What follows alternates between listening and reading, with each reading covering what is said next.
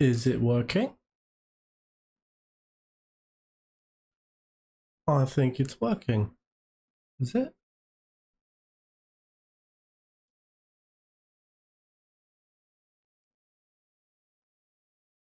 What is going on?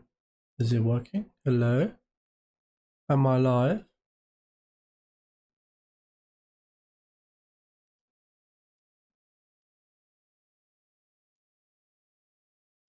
Huh.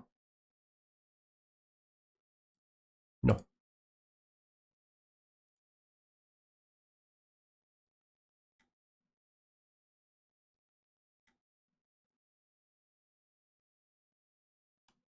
Aha! Maybe it's working now. Maybe I've actually done something. I didn't realize that people were talking in the chat. Hello.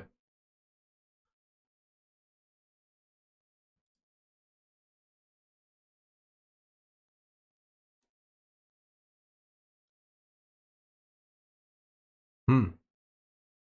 Is it working?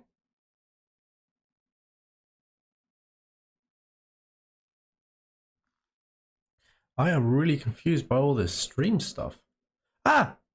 I see a comment. Do you see anything? Because this is very confusing. You see stuff. That's really good to know. Yeah. So, hello. um, hmm. YouTube's being a bit difficult with this. Apparently, I don't know if it's streaming or not. It's working fine. Okay. Well, we'll just go with that then. Um, hello. How you doing?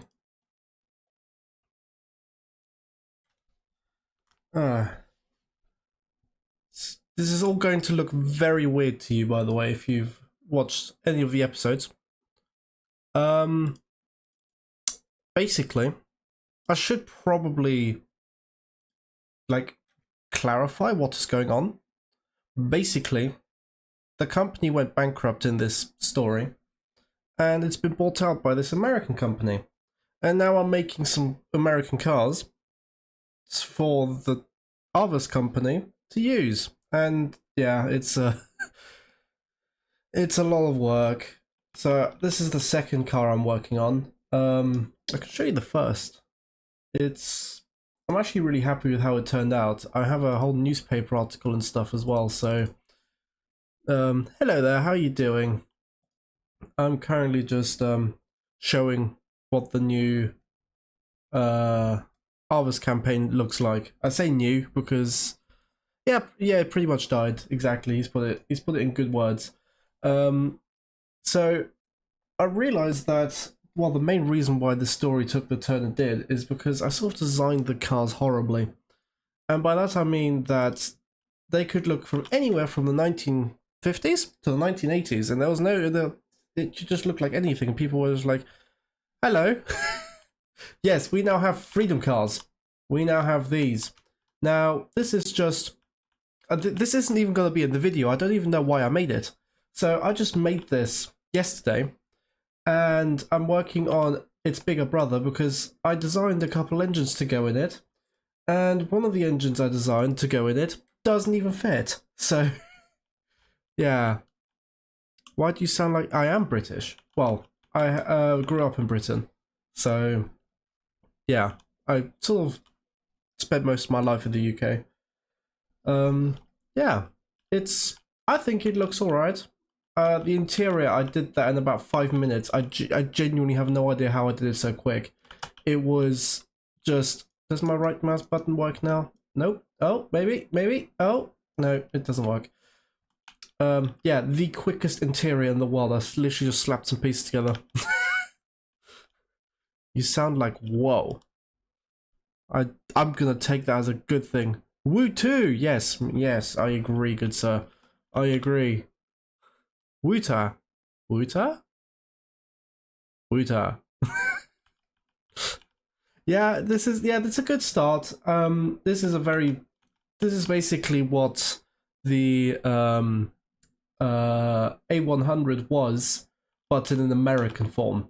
So it has, well, this specific one has 50 horsepower, 2.1 liter, just American engine. Yeah, he does seem to be interesting letter combinations. I don't know how you managed to get woo and then A. Hello, caveman. But yeah, so I'm currently working on the bigger version of that. You know what? I need to somehow figure out how I can make this like clarify what's happening. Basically, Arvis as we know it went bankrupt, bought out by an American company that only focuses on profit, makes terrible engines, and has bought this company. So we now have to try and survive with terrible engines and an American design, and it's, yeah, pineapple.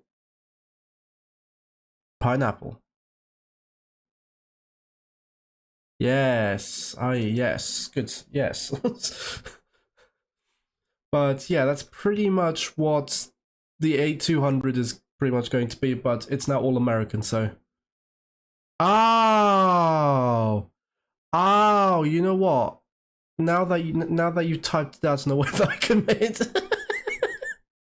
a bottle of water. Yeah, exactly. I see where he's going with that now. That makes a lot of sense. Yeah. Thank you, Caveman. That's really nice. But yeah, so I'm pretty much just going to be designing this beast. And now I should probably have taken some pictures of the other car because I want to use it as a template. Yeah. The funny thing is, these cars aren't even going to be a part of the video. These are just going to be there for the storytelling, and I'm spending like 20 hours making them. It is bad. So I'm going to see if I can do this in record time and make it not look bad. So, yeah. Yeah, war. Oh, he means war. I see where he's going with it. He's a funny guy. He's a funny guy. But yeah. So how have you all been? It's nice to actually be back. It's been a lot of moving about for me recently. But yeah, managed to settle down enough to make YouTube videos again, which is lovely. What? Yep, pretty much. Yes, that's exactly what that's going to be. Well, I'm gonna make a cutscene and everything. Because I want to try and make, like, the videos themselves are really good, but the thing that I've realized is that the videos do get very repetitive very quickly, which is why I'm trying to do funky stuff with the stories. And like the actual how the videos are formatted, it's always, hello, how are you all doing? We're gonna make a car. Oh no, we have a problem. Oh, we fixed the problem. Oh, maybe we'll be alright. Let's go drive the cars. And then it's just a repeating cycle. So I want to see if I can spice things up a little bit by basically telling a story. I know it's episode 6 now, and realistically I should make this episode 1, but you know what? It's an interesting situation, and if it works out, then the next series I do will be great. That's sort of the plan, I guess. If this works out and people like it, then yeah, everything's wonderful. Hey, you should make the Buddy, an electric car from Norway. Now, you see, I would love to make an electric car, but I hate electric cars. And unfortunately, there's still 19, what was it, 50? Well, technically right now it's 46, but the campaign's at 53. I usually skip the part where you drive the car. Oh, to the part. Oh, no, you skip the part. I don't know why, because it's the fun part. I mean, I just crash it a lot. Do a flip. Do a flip? How do I do a flip? Someone explain to me how I do a flip. Is there a way I can do a flip? I mean, I can't do one. I think the storyline could be... Yeah, that's sort of what I'm trying to do. I'm trying to make it a fun little story. Trying to figure it out. Grog TV reference. Hello, Luminous. I don't think I've seen you yet. I don't know. I've only ever watched like 3 Grog TV videos, which is Yeah, they're fun, don't get me wrong, I really enjoy them, and he deserves all the credit he gets. But yeah, it's just, I tend to make things a lot more calm. And yeah. Alright, I've now taken a picture of the other car so I can use it as inspiration. And it turns out that it doesn't quite fit on my other screen. There you go. Alright, I can now see the chat, and I can see what I'm making. So, yeah, interesting. But yeah. Usually there would be a video out about now, but turns out making these cars and trying to make the storyline work takes longer than I expected. So yeah, that's why I'm sort of doing this. Hello, person with the name that I cannot pronounce. We have Broin Motors. Broin. Bro? Yes. Yes. What, you made an interior, a car with that interior? What? Which interior? Wait, what? I think I've missed something here. Hello. Yes. Brown interior. Ah, Brown Motors. Brown interior. Hmm. Ah, this is a interesting foray for me. I've only ever streamed once, and that was like in June or whatever it was. So I've pretty much forgotten entirely how it works. But yeah, bro, I don't speak Japanese. Hmm. Are we getting some hostilities in this chat? I'd prefer it if we kept those hostilities not in this chat. Ooh. Yeah. So pretty much what I'm gonna do is I'm just gonna design this thing. I'm gonna, oh, unfortunately my right mouse button has refused to like work anymore, so I'm sort of stuck with the keybinds, like the WASD, and trust me, not a very fun experience, but I'm gonna have to make do. So yeah, and for some reason the whole entire cornery bit is really annoying. I don't know what it's doing. Hopefully it doesn't screw me over when I go to do the interior part. Thank you. I would love to stream more often. I mean, I'd wanted to stream for a while now because I have recently moved to a new house, but I live with other people and I was concerned that the other people would make streaming difficult. But turns out, yeah. I love the whole speculative history of this whole car company thing. Yeah, I mean, you never know what's coming, so it's always a bit of a surprise. That looks like a Cadillac front end. How are you seeing this? Those are some impressive eyes, good sir. I am astounded. So yeah, that's a bit big. Do we have a smaller one that has a funky shape? This one. There you go. And then we just drag this over here. Turns out that weird cornery bit is perfectly alright. And then we make this chrome. And then, well, we've got to align it to horizon actually. That's, oh, there you go. And then, yeah, flat edge. Your car brand look like Ford. Yo, what up, chat? Hello, buddy. Hello, Blixo. That's a fun word to say. I like it. How you doing?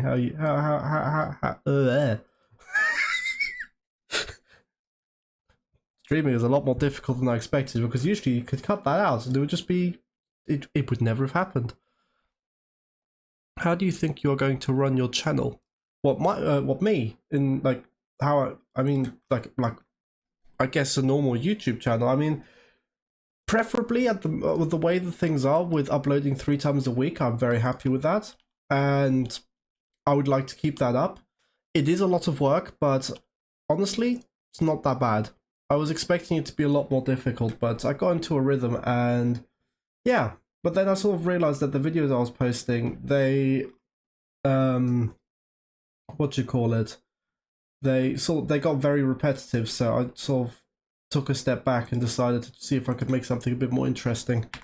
Your next task in automation is that when you reach the 70s that you should build an F1 car with the 70s chassis. There's an F1 car with a 70s chassis?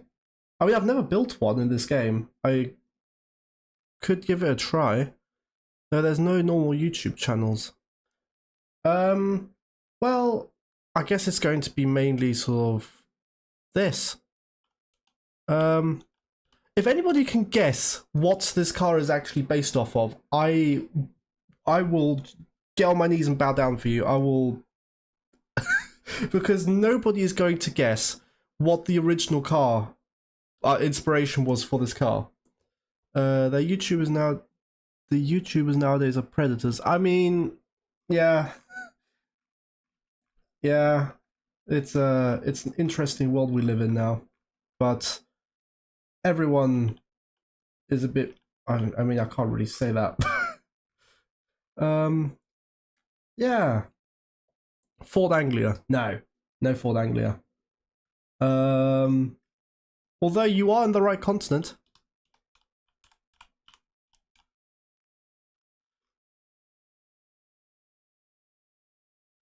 Where's the pieces? I was reading the chat and then I was looking for pieces. I'm looking for one specific piece, but it's... oh, there it is. So I'm gonna see if I can try and copy the way I made the other car. Yeah, so that, then widen, then 3Dify, then make bigger, and then down and longer. Definitely some Ford. It is not a Ford. I will tell you that much. It is not a Ford, although it is a European company. So I will be amazed if anybody gets this, because this is a very it's not obscure. It was very mainstream when it released, but not many people know about it. Like today, it's not a very common car. I have seen one in real life, and they are lovely cars to look at. But yeah, Mercedes? No Mercedes. How to create a Ford blah blah 40 turbo eco? What? Okay, this buddy is now confusing me a lot. Is it a French brand? No, it's not a French brand. By the way, I loved your interior tutorial. After the tutorial, I went straight to automation. Hey, that's amazing news. Thank you for the lovely words. That's made me happy. I mean, I made that mainly because I saw that the last interior video was a long time ago, so I thought I'd see if I could spice it up. Christian, you're onto something. Caveman, you're onto something. They've both hit the brand it's from. Therefore, looking like a standard Vanguard. What is a standard? Is that a car brand? I don't think I've ever heard of Standard. But yeah, a couple people have now figured out what brand this car is based off of, or what the original is based off of. That is very impressive. What piece did I use? I used a piece. No, it's a German brand. Well, it's got American influences because oh yeah, people have joined. Basically, Arvis, as you know, it is now dead. It went bankrupt in my fictional story, and in the fictional story, it gets bought out by an American car company, which is only focused on making profit, which is what these cars are. These cars aren't even going to make the video. They're just going to be there for a funky cutscene just so I can do a bit of storytelling. And yeah, that's pretty much it. The company has made some terrible engines, namely a couple of inline-six engines that boast a whopping 80 horsepower from 3.2 litres. No, not the Opel Record and not the Opel Kadett. But yeah, and then we also got some 4-cylinders, which are just horrible. I mean, our Boxer engine was better. It is Opel, yes. It's not a Capitaine, no. Old British brands have such neat sounding names. Yeah, they do, yeah. Jaguar. I mean, that's a controversial one now. Can't really say Jaguar anymore. They're like, oh, we want to be different. It's I'm not a fan of the rebranding. I mean, if the car looks alright, then sure, but it's not a Jaguar. It will never be a Jaguar in my eyes. What year is this car based? Hold on, I have the thing open on my hold on.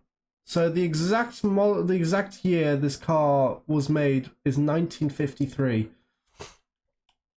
Jaguar in my Jag. I do love a Jag. They are something special. No, not an Admiral.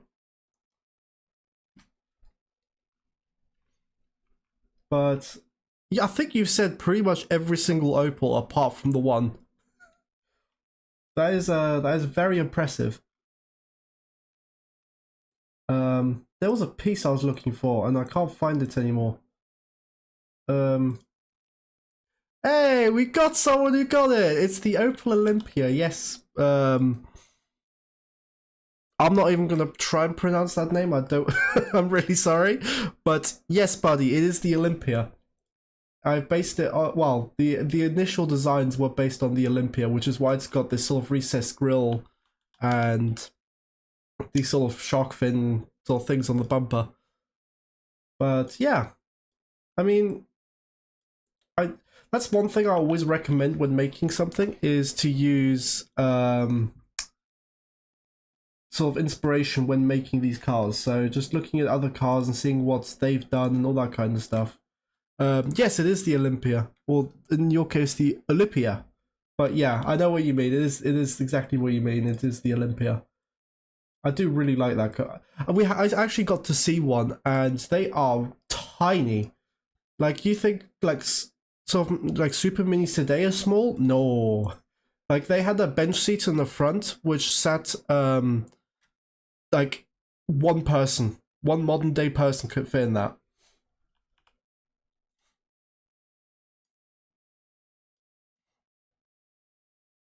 Hold on, have I missed something? Is it really called the Olympia record? Ah, Blixer, you seem to be correct. I just saw Olympia, and I was like, "Yep, that sounds nice." You know what? I stand corrected. Fair play, buddy. Fair play. There it is.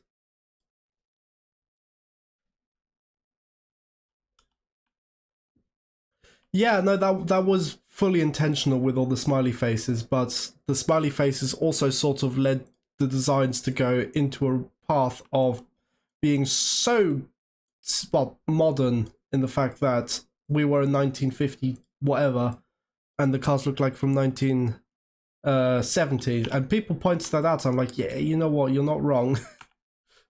And then I realized that realistically nobody would have bought those cars, and that I can use that as an excuse for making basically this. And I know it looks really sad, but that's just because it's an American shell of a car. That looks somewhat okay. I can live with that. Opel is a cool car. I agree. I mean, modern Opels are not really my cup of tea ever since PSA bought them, but anything pre-PSA, I do like them. They are definitely something special. I mean, yeah, they're just regular old cars, but they were fun to drive, I guess. And yeah. Right. Let's pull this out. I guess make it wider. I don't know how wide's a license plate. Let's have a look. License plate. Opel Man. Oh, I think you mean the Manta. Yeah, I love the Manta. That is really, really cool car. I am a huge fan. I'm guessing you've seen the movie. Um, in the past, cars look the same except Lamborghinis because Italians have taste. That and the I feel like the whole entire war situation also played a role in the fact that all the cars looked the same because everybody needed transportation, and the only cars that sort of looked different were the ones for the wealthy. So yeah, I think it looks like an Opel Capitaine. Maybe. I mean, right now with the whole with it being really wide, sure, yeah, I can sort of see that. Very. Oh, hey, Dubai, it's lovely to see you. Thank you very much. It's yeah, it's not even really going to feature in anything. It's just sort of me working on a video, and then this is going to be a 2-minute cutscene. I regret many things, but I'm gonna make it work. uh, I think I've just realized that I've missed the live stream, which I was really excited for. The automation, when was it? Or when is it? Automation's doing a live stream with the buyer in it, and yeah, I was gonna watch that, but I guess not now. I'll watch it afterwards. I'll catch up on it. I'll probably do. I want another live stream. That would be lovely because any information right now is very happy. In 33 minutes, damn. That's ah. I would love to watch it, but I've only just started streaming about 20 odd minutes ago, so I feel like that would yeah. I just joined. I have no idea what Skyhawk is. Oh, basically, this company sort of, Arvis as we know it, went bankrupt, and there's a lot of new people here. Hello, everybody. It's lovely to see you.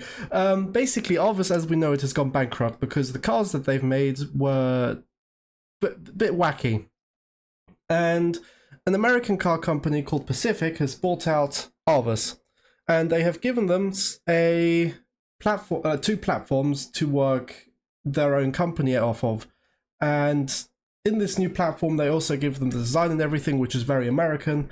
They give them the Skyhawk engine, which is basically inline 6s, and the Eagle engines, which are inline 4s, and they are woefully underpowered and just terrible in every single way. And we have to try and figure out how to break free from the reins of Pacific, basically, because Pacific is a very profit-orientated company, I'll put it that way. So yeah, it's a fun little plot twist, I guess you could say. A Discord server. I mean, I've experimented with Discord servers, but I have no idea how to run one. Oh, I've clicked the wrong button. But I have no idea how to run one, and I feel like it would be, I would make a few mistakes. Yeah, yeah, true Arvis. Yeah, I mean, I've even got ChatGPT to write a whole newspaper article on it. It's very, very long, which means, and I have to cut it down a lot, but it's a very fun article, and I mean, I spent ages telling ChatGPT to telling it what to do, but it turned out really nicely, actually. I was very surprised. It can write very good newspaper articles. Yeah. So, yeah. Are you trying Arms Trade Tycoon tanks? I have not seen that. I don't even know what that is. I've seen the video, yeah, from Grog. I just watched that earlier on. Quite funny. I liked it. It was a good one. Yeah. So now I've got to figure out how to make this look super imposing and interesting and fun. Now I'm just basically going to grab these things, make them black, and then use them as yeah. Oh, that is cool. 1.8. I mean, just Opals from that time, there was something special, in my opinion. They just had something about them that no other cars did. I mean, yeah, very American, but made, it's basically like, you can imagine Ford, but for like, but GM is basically what Opel was. It was basically just, yeah. I didn't know Opel was a company till a month ago. I mean, they're a very historic company. They broke land speed records back in the 20s. There was that's how they sort of made a name for themselves, by building rocket cars, essentially. Absolutely mad pieces of machinery. And yeah, I believe they started making, started with bicycles, and then sort of went, oh, what have I done? Oh, what have I done? Oh, no, what have I done? Oh, no! I need to redo Control Z. Vauxhall, yeah, but before Vauxhall and Opel had the merger through GM, yeah, that's what Opel did. They just basically built luxury cars and land speed record cars. I mean, Vauxhall also built luxury cars, believe it or not. I don't know. I mean, I can't imagine it, but that is what they used to do. But yeah. So we now have to take this bad boy, flip him on his side, and make him nice and wide. And there you go. There you go. That's looking like a sufficient grill. Remember the Opel that was better at cornering than the Opel P1, than the McLaren P1? I don't. Was it the Calibra? I can't remember.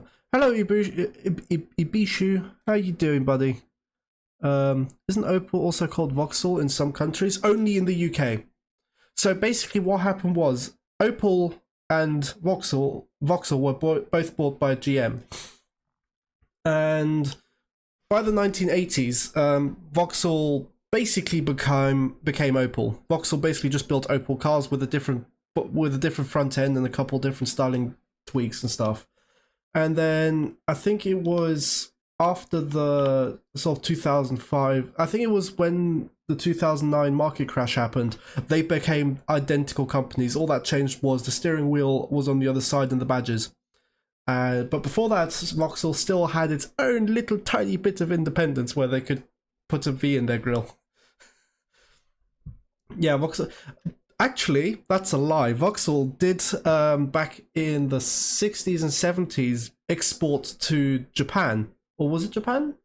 No, Opel exported to Japan. And then so you could get a right-hand drive Opel. That's how it worked.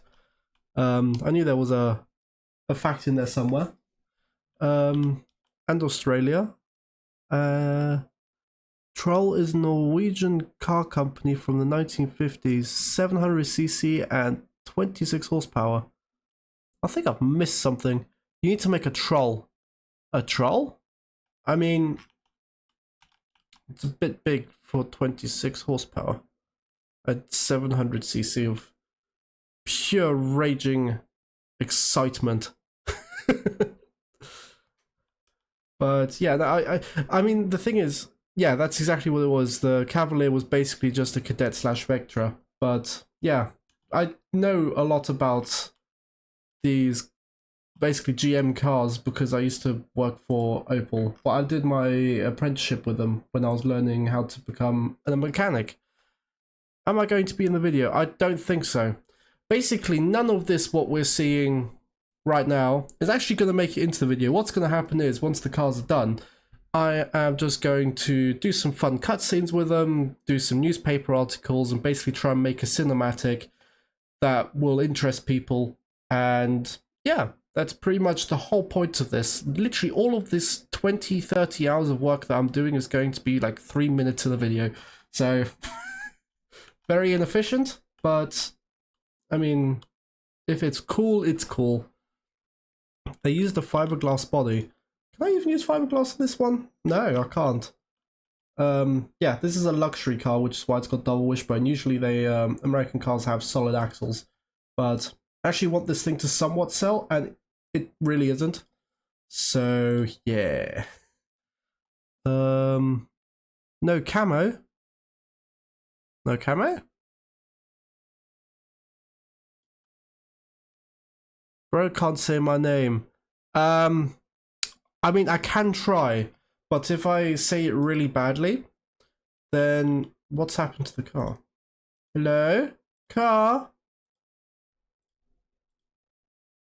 What the? Why? Okay, there you go. We fixed it. I could probably give your name a try, but I don't think I get the accent. Is it Portuguese by chance? I feel like I'm getting a strong Portuguese vibe from it. Are you a student? Not anymore. So I used to be until January of this year. I'm from Denmark and I'm pretty sure Cadet E was the most sold car in the 1980s. It's definitely up there. I mean, it was simple and cheap but it worked and it had really fun versions of it.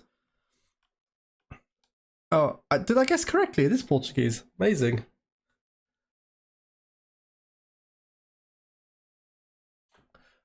Huh. Yes. Sorry, I was reading that. Bro almost had a panic attack. Yep. No, yeah, that's pretty... Yep. Yep. We will skip over that. We will pretend that never happened. And life's a good one. Somewhere in here is the font that I used for the front of the car. I'm pretty sure it is this one.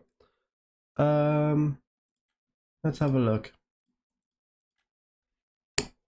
Yeah, the GSI. I mean, they make GSIs now, but they are nothing like what you call it, GSIs of old. They were something special back in the day. All right, there we go. We now have badging. Woo! Yeah, something's really missing from this front end. The indicator is definitely one. So let's see if I can make that somehow look like it's supposed to be there. Oh, no. That? No. That? Still not. Oh, come on. There you go. Will you be skipping the interior since it's not going to take up much of the video? I will be putting an interior in it, but it's going to be the most basic interior that you will have ever seen, and I'm going to just use parts and slap it in there. And if you look at it at all closely, it'll look horrible. But from the outside, it'll look like an interior, and that's all that really matters. I could do something funky like this, and then do something funky like this. Pull this down, or I could do something even more funky. Time to get funky. Da, da, da, da. Yeah, the OPC spec. Yeah, OPC was crazy. I mean, for them to be able to, the thing is, like, they wanted to make OPCs of every single car, and they did. So they literally took the granny wagon, which was the Mariva, and made an OPC version out of it, and it is the coolest thing in the world. It was 180 horsepower in basically what looked like a brick, and I absolutely loved it. It was so weird, but I wanted to own one for the longest time simply because of how weird it was. And funnily enough, they're not actually that expensive. I for the life of me cannot make. I mean, it's just basically time with interiors. Am I late to the stream? Not at all. I am still. This is all I've done. This is all I've done. Just so you've heard what's basically happened. Alvis got sold to an American car company because it went bankrupt. American car company gave Alvis this car, and Alvis now has to make something of this car, and everybody's now, they're very skeptical on whether it'll work because Pacific is a very profit-orientated company. So yeah, that's pretty much where we stand. Basically what I've done is I've ruined Alvis. Sounds bad when I put it that way, but it's for the greater good of entertaining videos, I guess. At least it'll spark some controversy. My parents owned a rebadged Zafira, also known in Brazil as the Chevrolet Zafira. Yeah, I discovered it a while ago that a lot of the European cars that we have here are also rebranded as Chevrolets in South America, which I found very interesting when I saw that they would be doing that. So it's a rebadging game. This right now, I guess so, but we are going to do something very fun with it, where I basically go behind the back of Pacific, which is the company, and essentially start designing my own vehicles, and hopefully they do well, and then Pacific will get off our back and we can do our own thing. So basically this is going to be like the basis of some very terrible American cars. But yeah. Redbird, yeah. Also, no. Hello, Redbird. The Troll, again. The Troll was made by a small company in Norway. They used fiberglass to reduce the weight, although it was a very new material, and the car was supposed to be a sports car, but they gave it a 700cc, 26 horsepower engine. What's the model of this going to be called? That's a very good question. So, it needs to be more opulent than the Airfarer. Basically, that's what the other car is called. It's called the Airfarer. I don't know why I came up with the name. It just sounded weirdly American. And, I mean, I'm not American, but that sounds American. When I export to BeamNG, my windows are always black and not transparent. Any idea why? There is one thing that I can think of, and it's happened to me a couple times. When you hit the export button, or just do anything with the car, sometimes the windows will just black out, even though you have the setting on where it's supposed to be. So I'll show it to you here. So, for example, you go into your transparency and your windows are going to look like this. And it will make absolutely no sense, but then you'll just go up and down one, or just move it about a tiny bit, and then it'll come back to the transparency it's supposed to be in, and then, yeah. Needs the American accent. How do I do that without,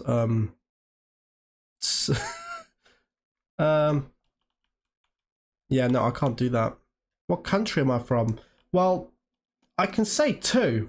Great Britain and Germany. I'm from both, technically, if that makes sense. Yeah. Right. Let's make this look somewhat good. Do you think that looks alright? Do you think that looks opulent enough? Southern accent. I can't do a southern accent. I can't really do American accents in general. I can barely do any accents, actually. I just speak in the language. I sort of just speak German and English, but I can't even mix the accents. It's very weird, actually.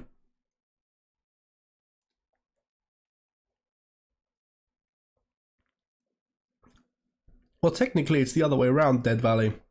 So, I moved from Switzerland to Germany, from Germany to England, and then from England back to Germany, and from Germany now I'm back in England. Looks like a checker taxi cab. Hey, we're getting somewhere. You can do a British accent. Woo! Thank you very much, Abisha, that's amazing. I'm not feeling it with the chrome thing. Well, this chrome thing, in South America, we had a Chevy called the Chevy Commando, which was a rebadge of a Holt Kingswood. Interesting. I have no idea what the Chevy Commando is. Or the Holden Kingswood. I actually thought you were from Sweden. No, I just made a Swedish car company and then realized afterwards that I was meant to do a Norwegian one. I think, no, it was a Danish one or something like that. I don't know why. Weirdly enough, I started making that series, and well, coming up with the idea for the series, and then for some odd reason, in the last second, I chose Sweden, and completely forgot that they obviously were not part of the war. So then, they sort of this company is called Arvus. It's basically a German post-war sort of Western car company. They made their own little cars, which were rear engine, had moderate engines actually. They weren't terrible. They were just small, and the cars were very light, so that sort of gave them an excuse to have light engines. Oh. So I don't know what happened to Arva's. No, it doesn't even have a boxer engine. Basically, what's happened is I feel like I need to figure out a way of how to explain this. Basically, Arva's went bankrupt, bought by an American car company. American car company said, sack everything that Arva's has, give them our engines and our platforms, which is what we're building right now, and then we have to somehow make do with it. So, yeah. It's basically a takeover. So the Arvas that you remember does not exist anymore, which is quite sad because I did quite like them. But I also completely ruined them from a design standpoint.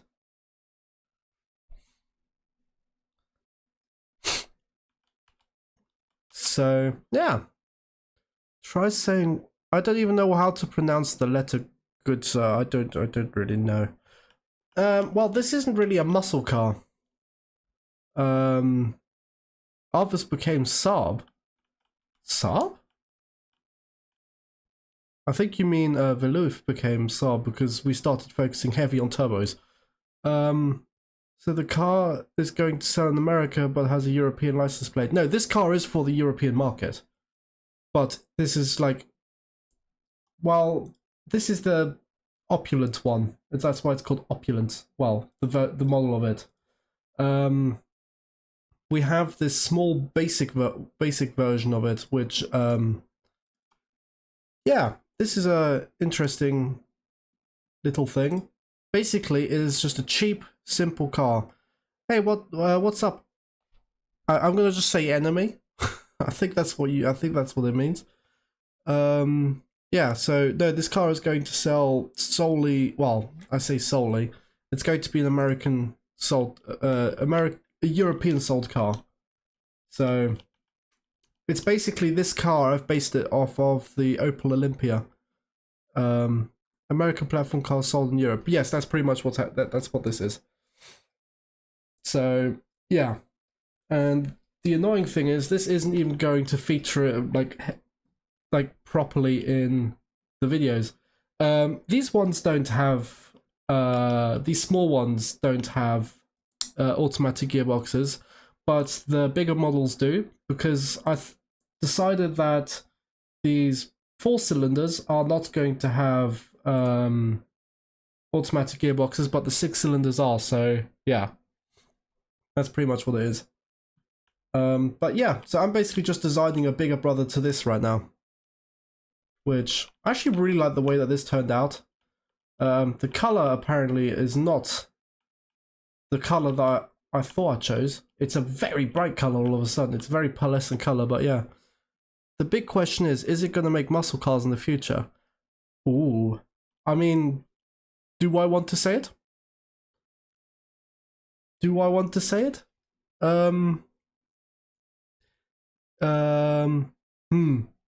I mean, okay, yeah, sure. It is going to make some fun cars. Basically, we're going to sort of free ourselves from the clutches of Pacific, which is the company that bought Arvas, and make our own fun vehicles. 50 horsepower engines, nice upgrade. Yeah, the 50 horsepower engines does come with the fact that it's nearly twice the size of the other engines.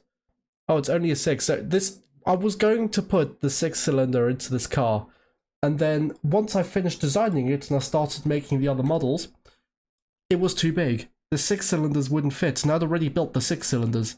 So I had no choice but to now make another car.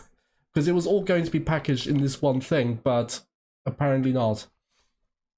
Hello, buddy. Good to see you back. But yeah, we have a small range of vehicles. Suggestion for another tutorial video. Making realistic engines, because for me personally, some stuff are too technical for me and I end up making too much power for a car from the 1970s. I mean, if you want to know, very simple actually, if you want to know if you're making too much power or not, is to use the engine efficiency. There's a very simple sort of thing you can look at. So, say we make a new engine, right? Bro, really can't say my name. I could say your name, but I feel like I'd give it a disgrace. So yeah. Okay. Sulistaste Porto Algre. That's my very British pronunciation. But yeah. So if we just make sorry, if we just make a very basic V8, just something very simple, something I don't know that looks like an engine, twin car, performance mid, performance tubular, la la la, and make it actually so that it works. Damn.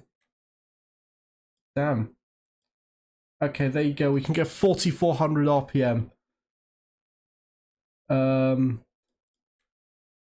So, oh, that's quality. There you go. So, basically, how you want to figure out if this V8 motor, for example, is going to be too powerful or not. So, you always want your peak power to be at about 80 to 90% of where the red line is, right? And another good thing you can look at is your engine efficiency. So if you start putting more performance onto it so that it has more power, your engine efficiency goes way down. So if you can lower the engine, like increase the engine efficiency to a point where you're getting decent engine efficiency, then you know that you're going to be making somewhat realistic horsepower numbers.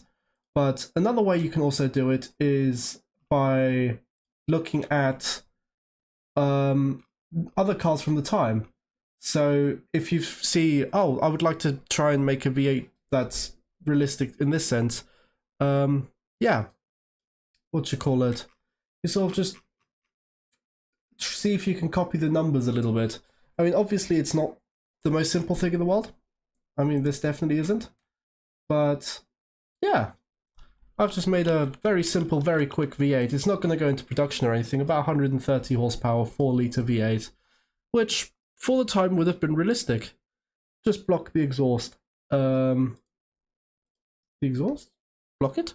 Back in that Opel talk, I remembered that during the GM-owned Opel, during the time GM and, well, I can't read.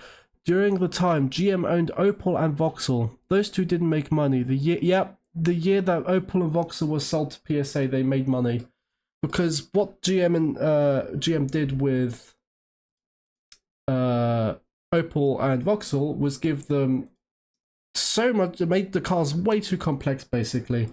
So each car could come with like 13 different engines, and yeah, just made things very, very complicated. Oh, goodbye, Bishu. It's been nice having you here. Accidentally made a 429 Cobra jet for my knockoff Nova. That's powerful, buddy. That is you surviving that? Is it does it fit? Is the more important question. Does it fit in the car? Now the whole thing is Stellantis. Yeah. Everything's now Stellantis. PV, you're a dumb company, GM. Yeah, I mean, they make nice-ish cars, but they don't know how to run a company, which is exactly what's going to happen to Alvis. So, yeah, it's fun. Can't even get past making simple lessons on how to make money. Yeah. They are definitely something special. It does what? It fits. How does that fit? Hold on, I've just realized I've been doing all of this without any music for you guys. Let's see if I can figure out how to do the music without blasting your ears out. There was a way. How did it work? Media source, I believe. And then now if I ruin this stream, please scream at me. Browse. Now I need to find the music loop. How loud is it? Do you need me to make it quieter? I can see it's doing something. Am I destroying eardrums?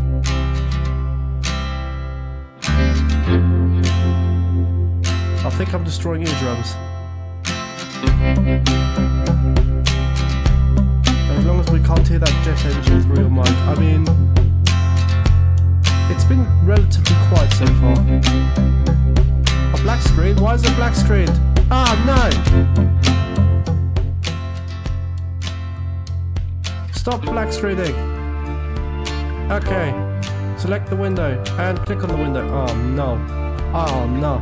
I have destroyed the stream. I knew it. Oh, no, I figured out what's happened. Alright, that. Hey, I fixed it! Alright. How does it sound now? Is it quieter now? Is it better? Or do you need me to make it more quiet?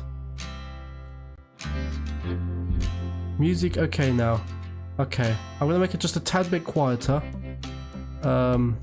Just because I don't want to destroy your eardrum, so... There you go, that sounds alright, I reckon. Is that good now? Perfect, wonderful. It stares back at us. Hooray! Lol, nice black screen. Yeah, thank you very... Yeah. I'm not the best at streaming, and I'm not gonna pretend I am. So, yeah. This is what a professional wouldn't do, basically. I just... Yeah. So... Yeah, so now I'm gonna make it look somewhat opulent with chrome. Who here likes chrome? It's chromey. Lots and lots of chrome. Drag this somewhat in place here. Everything is good in the world, yes. Everything is wonderful, everyone's happy, everyone's smiling. Gonna head over to the video premiere from the devs. Have fun. I'll probably start watching a series afterwards. Thank you so much, Tobias. I will definitely watch the stream afterwards. It's been nice having you here, man.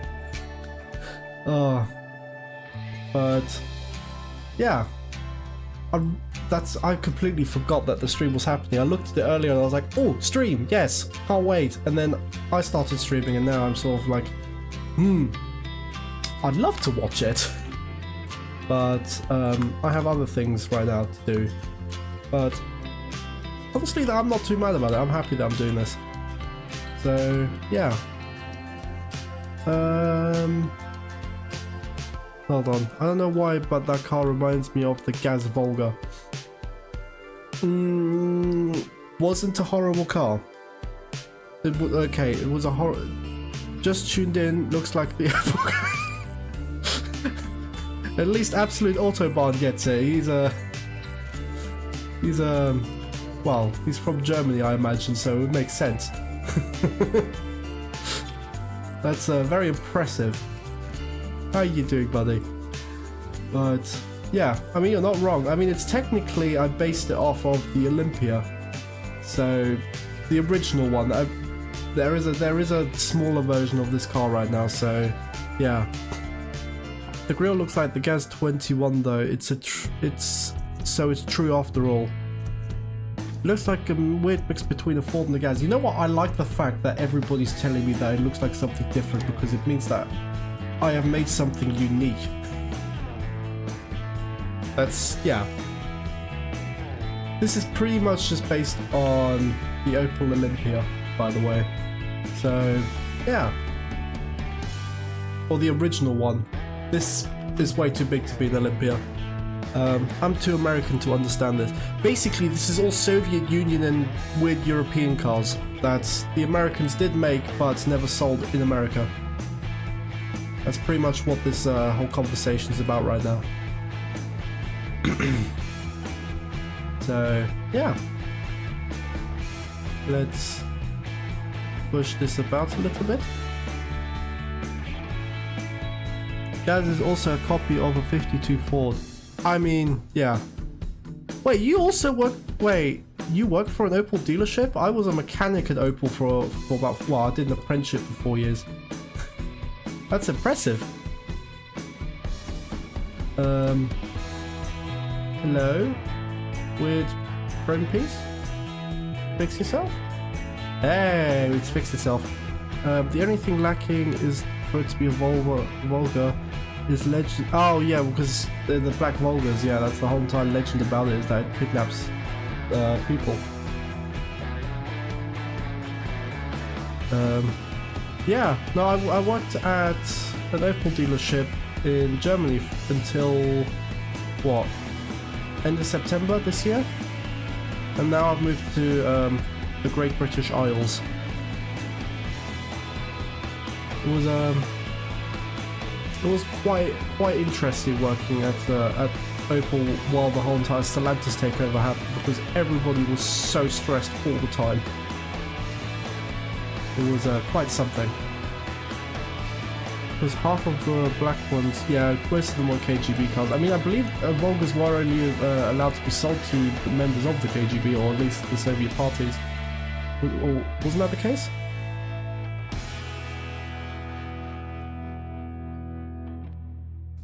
Pretty sure that's how it worked. The party is listening. Oh, don't say that. Yeah, it definitely isn't what it used to be. I mean, yeah, I've seen enough to know that what Stellantis makes these days is nothing compared to what GM used to make. It's quite depressing.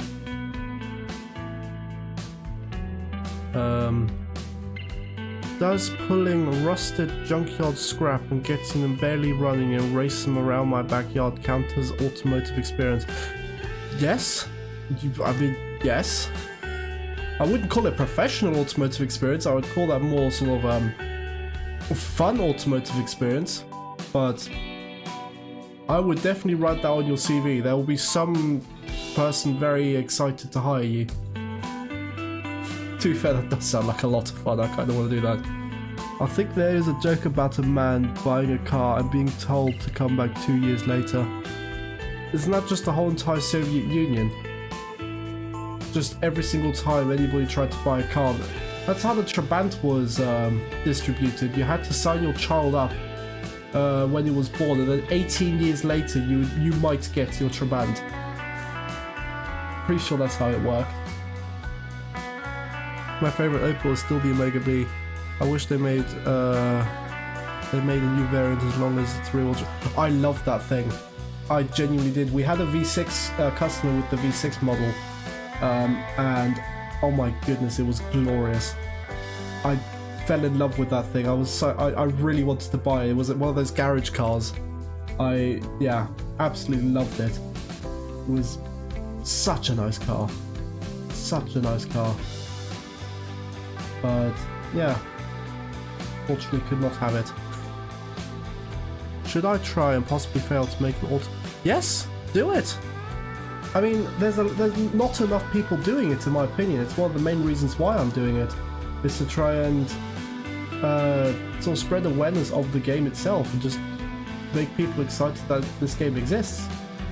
Oh, I've hit the wrong button again. Nobody wants an American. Yeah, I don't understand that. I read up about it, that the Cadillac in America, the Catera, I believe, yeah, Catera. I believe that's what it was called, at least. Yeah, that it was the car that pretty much killed Cadillac at the time. 6 years ago, I bought one with two friends for $250. It was the best rally. Oh my goodness! I mean, it was just a massive cushion on wheels. It was just basically a couch on wheels. So I'm not surprised it was the best rally car, because I can imagine that soft suspension just taking everything. Yeah, do it. I mean, I would love to watch it. It would be brilliant to see someone else in the game as well. It would be really refreshing as well. I mean, we do have some new people in the scene doing what you call it. But at least we had people doing automation campaigns. What was it? I crafted chips, I believe, was one of them. But yeah. What is it? Yeah, that's what I used. That's why I started playing this game on. Laptop from 2012. That was not favourable. Alright, possibly this week or next week. Yeah, give it a go. It'd be amazing. How do you feel about the Opel GT? I think it is one of the most beautiful cars ever made. And not just because I worked for Opel, but I genuinely think that. It was just something completely different to what Opel actually made, and it was brilliant. And yeah, with the headlights and everything, it was beautiful. Most automation videos on YouTube are about making crazy car builds with 2 gajillion horsepower or something, and honestly I'm surprised how rare the realistic makers are. Yeah, I mean, I like to go make things realistic because I know how they work, so yeah, that's why most of the cars I make tend to have something GM about them, whether it be the way that the engines are set up or the way they look. I don't know, I sort of grew up with them. That's what I learnt with. So yeah. How come Opels and Vauxhalls weren't sold?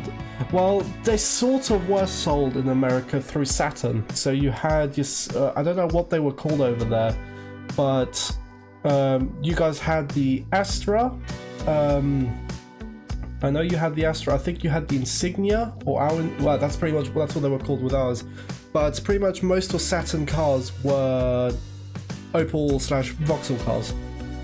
13-litre V10 semi-truck territory. Oh, gotta love my Ram TRX competitor with a 13-litre V8 pushrod. No, V10 pushrod. Make what the? Oh my god! Some of these engines are nuts.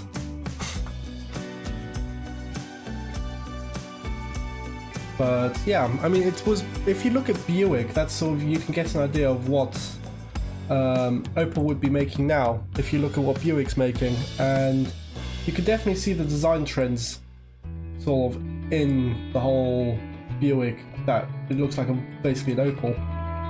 Found that very interesting because I knew that they shared a lot, but when you have a look at what they made, so like the Insignia, they made the Insignia in as a Buick, well, the modern one, and they made what is it, the Vauxhall Mocha or the Opel Mocha, they made that as a Buick, and you can sort of see how their designs have evolved and how Opel would have evolved had they been yeah, had they still been GM.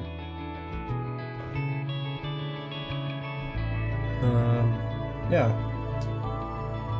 This chrome stuff isn't very fun. Yeah.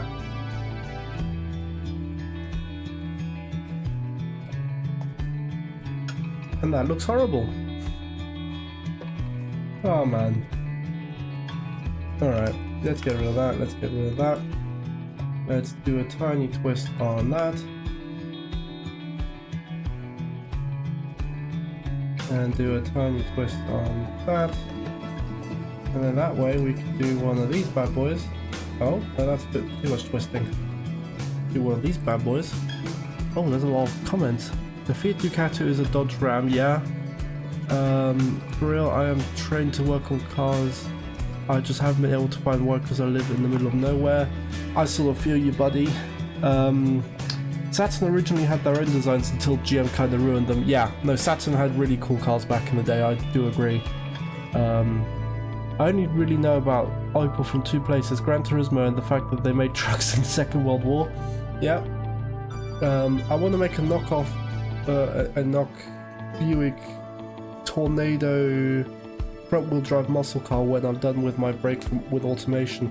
That's fun. I'm so annoyed. So I actually had a campaign series lined up at the start of summer, and I was like, yeah, great, let's make some videos. And I made 3 videos, and they were basically American cars, just chromed completely full. And yeah, it turns out that, well, I bought myself an Xbox controller, a new one, one of those make your own custom ones, and yeah, it didn't work with my PC. So I was like, oh, you know what, I'm just gonna do a factory reset, not remembering that automation at the time was not cloud saved. So I destroyed everything that I had made. Everything, and I was really, really sad. But yeah, there's also all these normal, there are also all these normal cars all over the world that America never got, namely Utes. Australia, why? I mean, I think Australia is one of the very few companies that did get Utes. How about you you break the line on the rear fender, putting the chrome bit a little bit higher? Yeah, I mean, I've made it look a bit wonky, but it's not really going to feature in the video anyway. This is just going to be cutscene. So, although I do want it to look good, I'm not going to spend thousands of hours meticulously mastering the design of this thing. And that's one of the things I've also realized, is that I spent way too much time over designing vehicles. That's sort of how I burnt myself out making other videos. But what's funny is that Merc Sprinter vans I also sold as a Freightliner. What's a Freightliner? Isn't that the truck manufacturer in America? I believe I've heard something about that.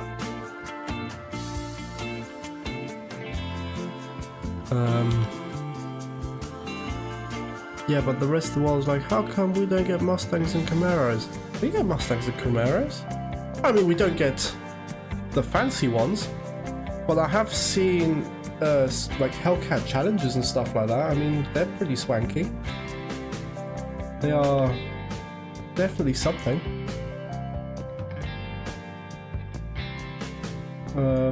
Yeah. Right. Let's see if I can design this. This is just a bit of chrome. Let me do it, please. It's just a bit of chrome. Just a bit of chrome.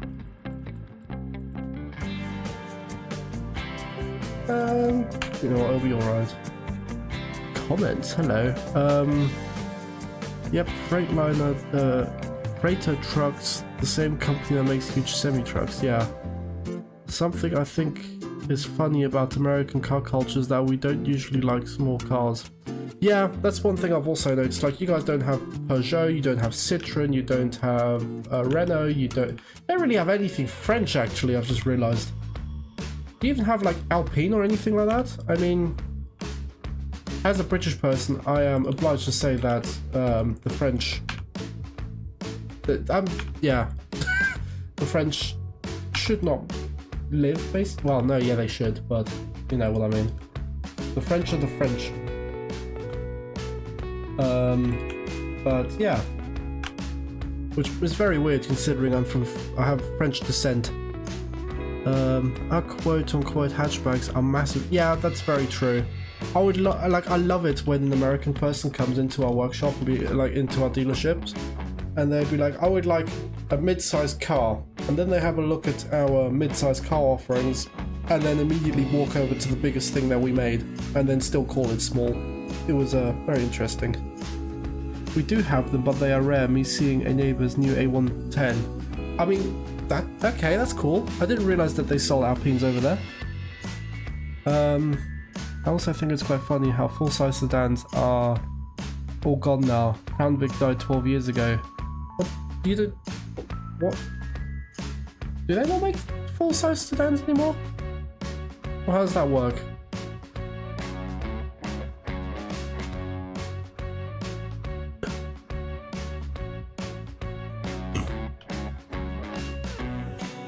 If you're saying GM much about this thing, yeah, you're not wrong. It's supposed to be dreadfully American.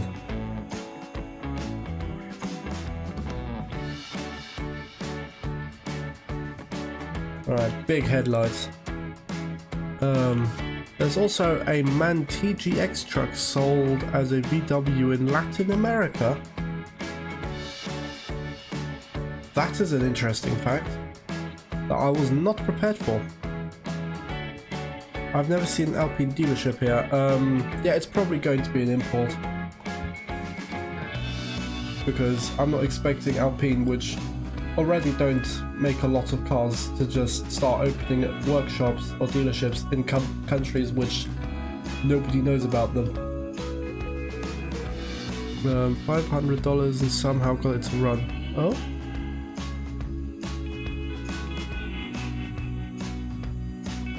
Yeah. Right. Colors, there you go.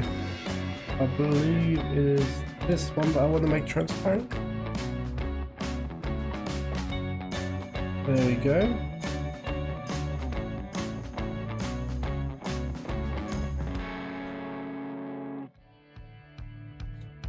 Are we going to make an truck?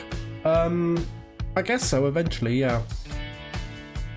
I think eventually we will be making a truck with this company. Hello Tony, thank you for the nice words. You didn't really miss much, I just basically started building this car. That's pretty much it. Yeah, I'm just... Once this car is finished, I'm pretty much just going to end the stream anyway, so... Yeah, I mean, it's coming along nicely, I think. It definitely could use some design work that I don't really have the time for at the moment, because I would like to see if I can release the video for this company tomorrow, but that's going to be a very tall order considering how much editing I'm going to have to do. Yeah. I mean, the front does look very trucky. That's you're not wrong about that. You are very not wrong about that. But yeah. Let's try and get this a decent size. There we go. Alright. That looks like appropriate door handles to me. Your filler cap. I'm sort of just doing the little bits and bobs now that cars usually have. There we go. I wonder if there will be diesel engines or hybrid electric engines automation. I don't think there will be. As much as everybody keeps bugging the automation team about diesel engines and stuff like that, I don't think it will ever be a thing. Simply because they're gonna have to make completely new engine calculations. Goodbye enemy, been nice having you buddy. Very nice, nice that you popped around to have a chat with me. And I picked the wrong thing again. But yeah, I don't think that we are going to get diesel engines, at least not until if they ever do a second automation. So yeah, sad, but I mean, I can understand it. The car is giving me Gaz 21 Chevrolet Fleetline vibes for some reason. I'm guessing that's a good thing because I know neither of them. I don't know any of them. But yeah. Alright. Chrome, everything chrome. There you go. Wing mirrors. It took years for supercharged to be a thing. Yeah, exactly. But I mean, because the thing is, they're doing it like properly with the whole calculations and everything. So it makes sense that things are taking a while because they have to try and cover every single aspect of when somebody puts a supercharger onto the engine. How is it going to work? But yeah. How's it coming along? Oh, this is poking through. Stop poking through. I'd be very appreciative. There you go. Oh, still looks a bit wonky. Make it a bit shorter. There you go. That looks alright. It would be cool if in automation it would be possible to make two-stroke engines. Yeah, they'll take completely different calculations as well because you have to think about back pressure and all that kind of stuff and trying to get a vacuum and la la la. Need that stereotypical black Charger with drag slicks with what the ultimate family car.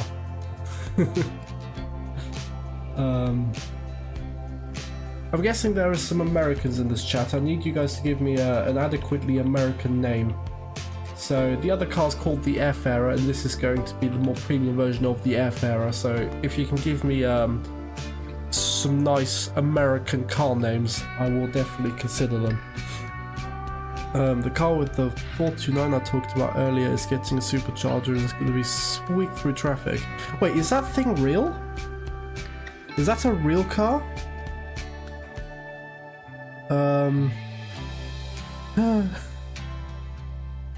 Wait, you didn't put a 429 in a Chevy Nova, did you? Wait, was it a Chevy or was it a Vauxhall Nova? I remember seeing something about Nova. Either way, two small cars. No? Oh, so it's not a real thing. Okay.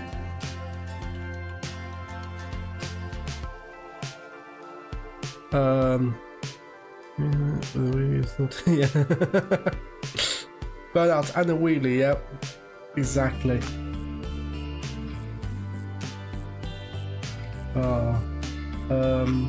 What do I do with the rear end on the last one I made? I think I used this fixture. Pretty sure. Was it this one or was it another one? It was this one actually.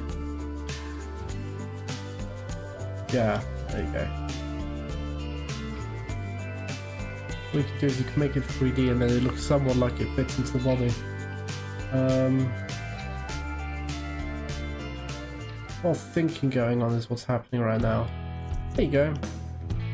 Looks a bit interesting, but nobody has to see. Maybe the Hornet.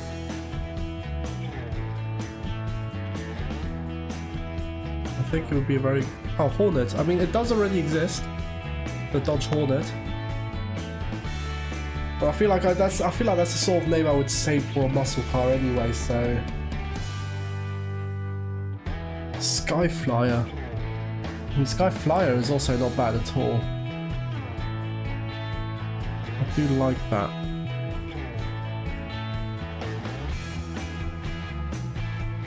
Give it some taller tail fins. Let's have a look if I can make that work without it looking, Oh. Well, hello. I didn't realize I made you so short. Alright, where's my brake lights? There you go, good idea. AMC Hornets. Oh, that's it, yeah. Alright, there we go.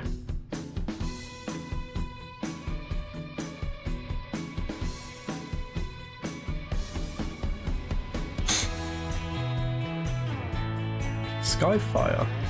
Not too bad. Yellow Jacket.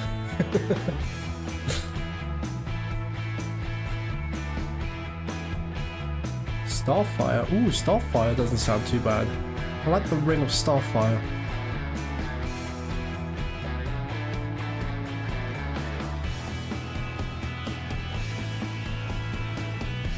Wait, is the Stargazer a real car?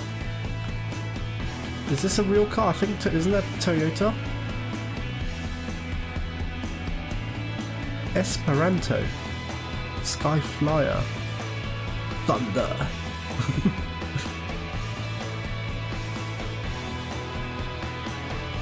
Some good names here. I do like reading them. The Hudson Hornet, yeah, of course. Sorry, I just hit the microphone. I've just seen someone type something about the Hudson Hornets somewhere in this chat, and I completely mixed it. Yeah, that's it. Stargazer is a real car. Damn it. Scar. I think I'm going to stick with Star. I like the idea of Star. The Voyager. Actually, I did... Oh, that is so... Okay, I don't know how you thought of this as well, but one of the cars I made in the other series was called the Voyager. So I'm actually going to stick with that. That's a very good name. I completely forgot I made that thing. So yeah, this is going to be the Voyager. Enterprise. Pearl. I'm trying to think, but I keep thinking of names of muscle cars. Starlooker, Spotlight, Starfall. Ooh, Starfall's not bad. Starfall's not bad at all. I think I'm going to stick with Voyager, but I'm definitely going to see if I can use some of these other names for future cars. The 1955 Plymouth Belvedere rear will also look good on this. I have no idea what that looks like. What does the Plymouth Belvedere look like?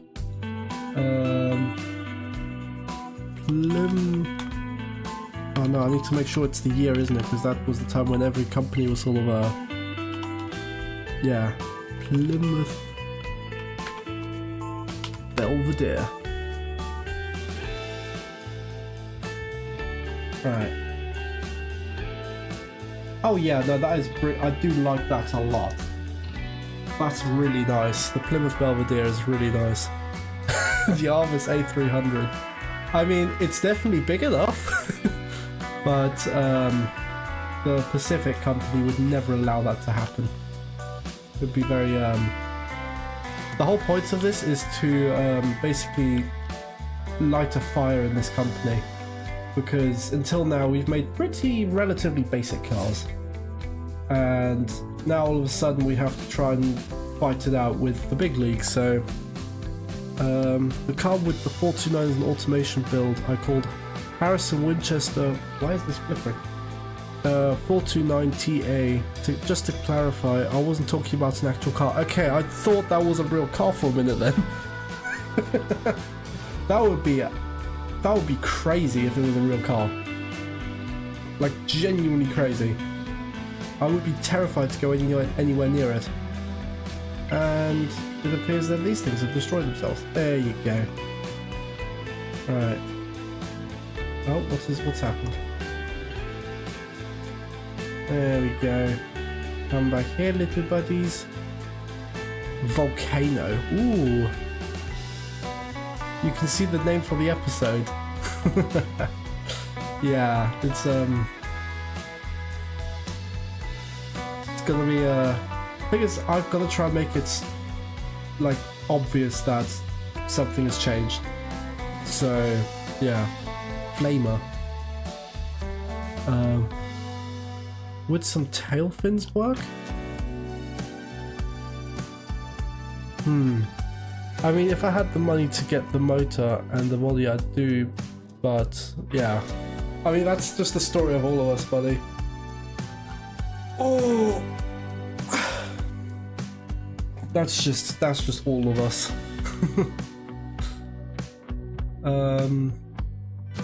Alright.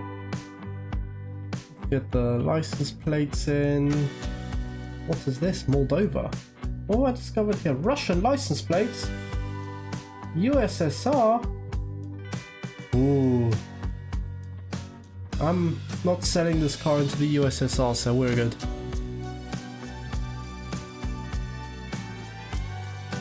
Gonna miss the German Abarth. I genuinely did love that car. I have no idea how I did it, but it drove so well. Like, you couldn't really do anything wrong with it. Don't forget about side indicators. Would there have been side indicators on this thing? I mean, if you look at the Olympia or any like sort of cars from that time period, you wouldn't really have had side indicators. But I mean, I could put some in. I'm not against the idea. But yeah, would the rear look better? Lights were a little taller? Probably. I mean, I've just stuck these here just sort of as an idea. I mean, this just looks really weird now, but I guess that does look better, yeah. Because the problem is you sort of have to do almost what you call it, a 3D placement on these fins, or you're spending absolutely hours trying to get them to work because the curvature will destroy everything. Maybe you could call it the running back. Who needs indicators? Oh man. Yeah, I mean, ask a BMW driver, they'll have an answer for you. Alright, 3D, make big, make, no, not lean that way. Oh, Control always opens this weird panel, it's really annoying. There you go. And now do a bit of this. Ooh. The guy whose job it is to run the football in American football. What? I mean, if it's sorry, I'm struggling to read now. What is going on? I mean, if this is American, it might be sharing its indicators with its brake lights, so I don't think side indicators was a thing for a time yet. I mean, I don't know. I mean, this is going to be sold in Europe anyway, technically, because it's still a German brand. So yeah, I guess we go based off of that. I love to get a hold of these cars and absolutely ruin them with my fictional car manufacturer tuning company. I mean, you can always recreate them. I will wish you the best of luck while doing it, because I have no idea how you would do it, but yeah, there you go. We got a nice thing on the boot. There was one door handle I used on, there it is. I think it looked really good. Somehow it worked really nicely as well, like design wise. So yeah, shorten it a bit, and there you go. Bring this up, and now we have a boot lid opener thingy, not a boot opener handle, the Jaeger. True, not my first time doing that. The Jaeger. Wonder if automation will have a modding update, even though it's going to be very hard. I mean, you can mod automation through Steam. It is very simple. I mean, I have over 1,000 mods technically installed right now. It would be cool if the fuel filler was placed behind the license plate. Sure, but the license plate on this one is really low, so I reckon that would make things really difficult. But what I am going to do to try and build a bit of interest is I'm going to take, where is it? It has to be, well, where is it? All these mods and like, there you go. Grab this piece. I don't know why I have a fascination with this piece specifically. And then give it some funky curves. Not horrible, but it also doesn't quite fit.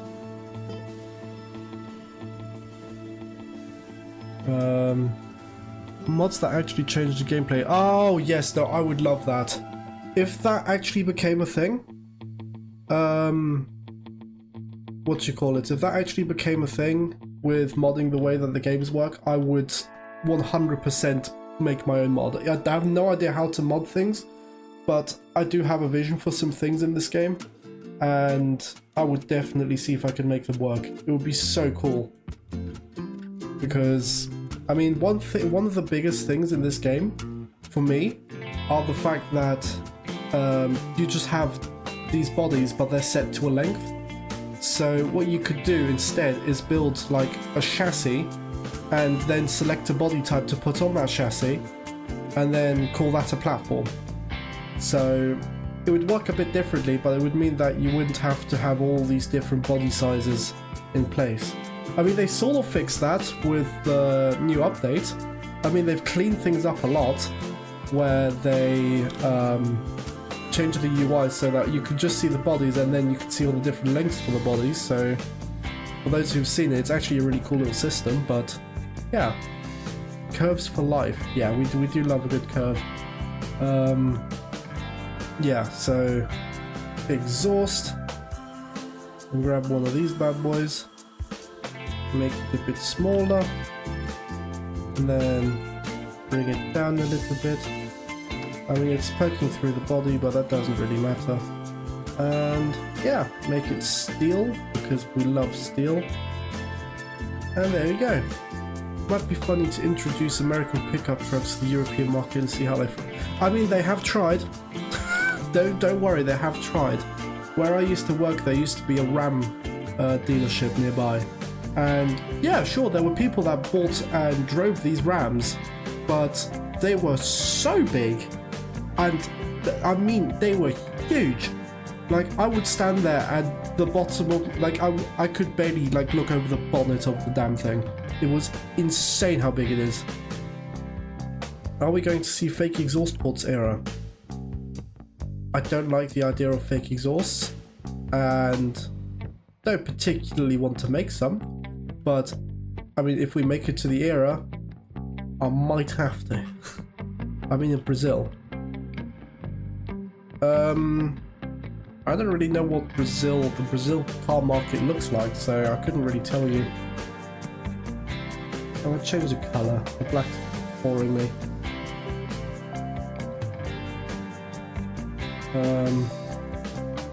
How does white look? Ooh, that's very bright and shiny. That was like a dark red look.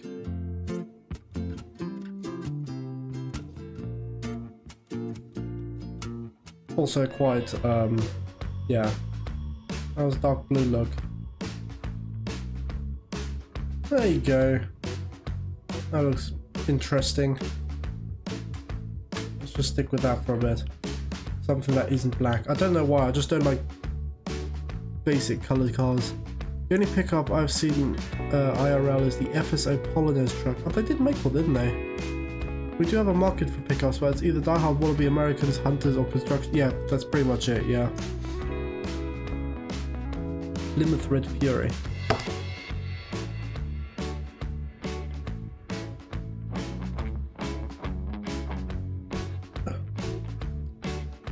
Midnight Blue. I'm guessing you... Hold on. Does that make a midnight blue? No. I made this. Or this. Or this. I mean, to be honest, I suck with colours anyway, so... I'm not very good at colours. This is technically the Zenchiri colour. The colour of the YouTube channel, of the channel. What's beaver? Oh, it's just wood. Hey, we've made an American taxi. But yeah, I guess we'll just stick with this then. You know what? This is going to just be black. There you go. Get the hex code. I mean, I already have the hex code. What you call it? This is the hex code of the YouTube channel's color. 4CBADF, and I chose it at random, and yeah. How about a two-tone yellow and white? I mean, I could do that. I mean, I could do the roof in white, so it would be that, and then the rest of it would be yellow. But yellow is a very interesting color. I mean, this is a very striking color. So I'd have to go in and probably make it a little bit darker.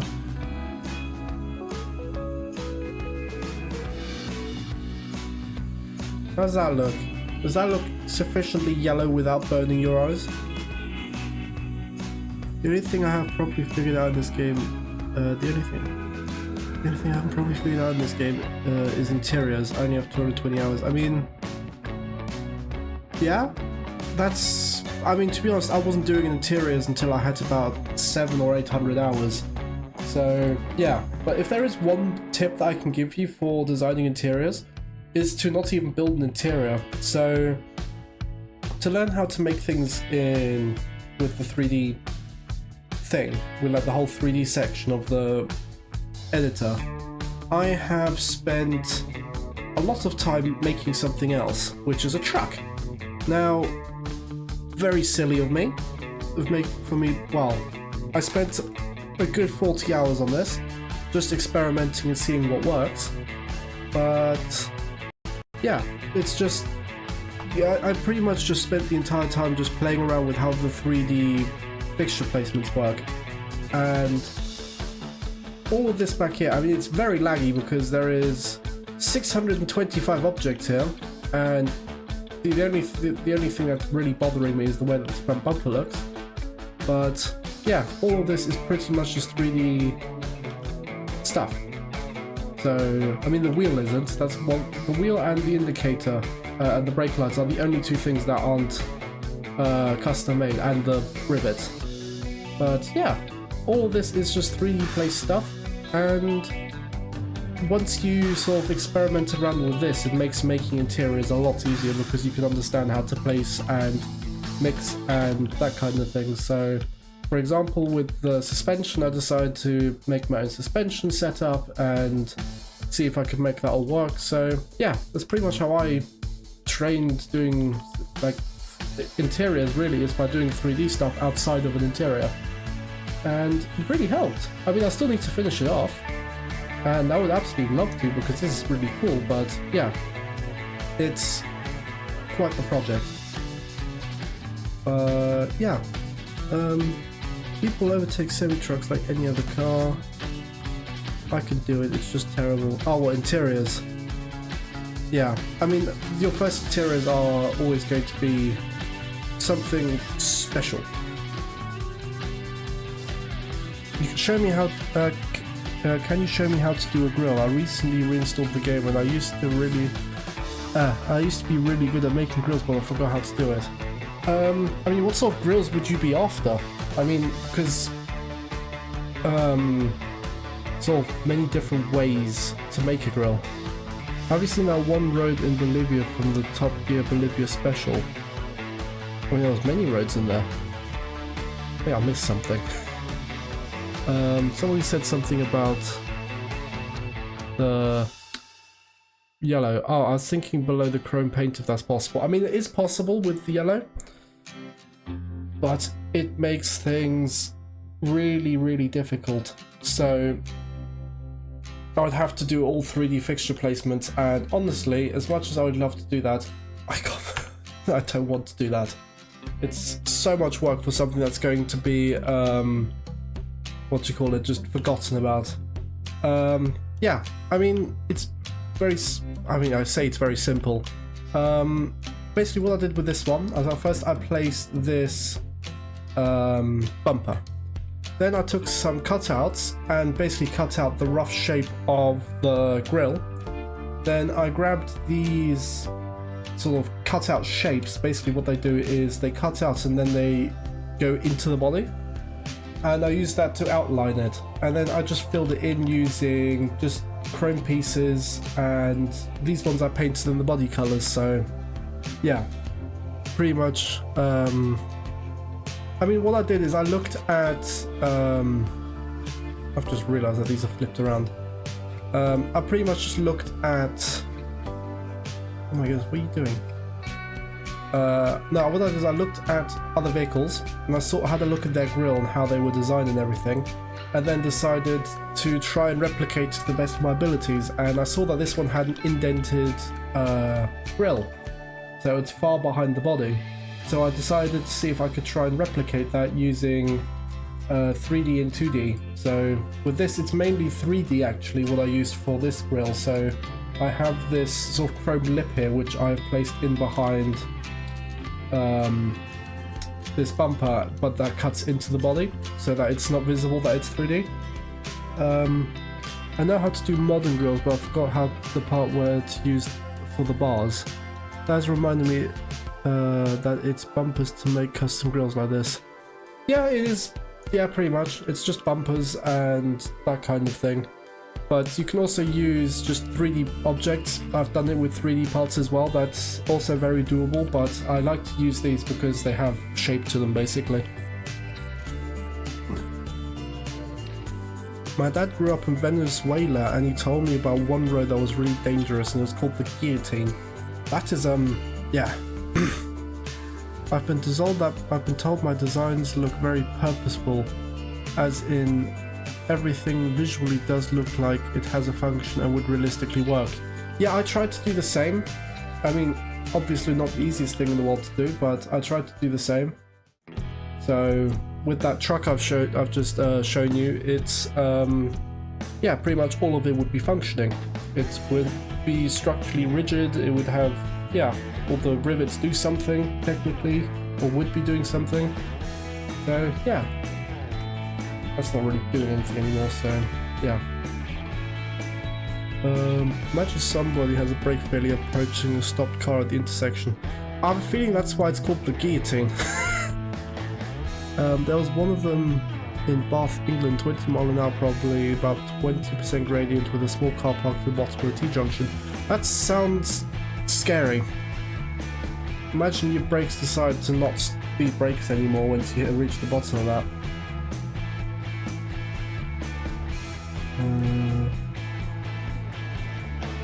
Tell me about a guy who decided to drive a Hummer. Uh-oh. Yeah, you know what? That's his mistake. Hummers, their brakes do not work. That's one of the key defining characteristics of a Hummer is that their brakes they've got inboard brakes, and they don't work. So they end up just cooking their brakes to the point where they're screwed basically. I keep driving down it and it's terrifying in an MPV. I bet.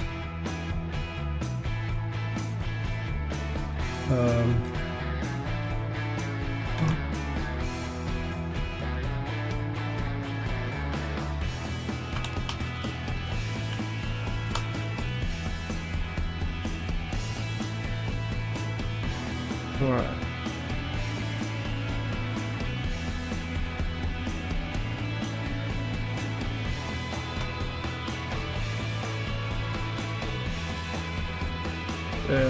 Go.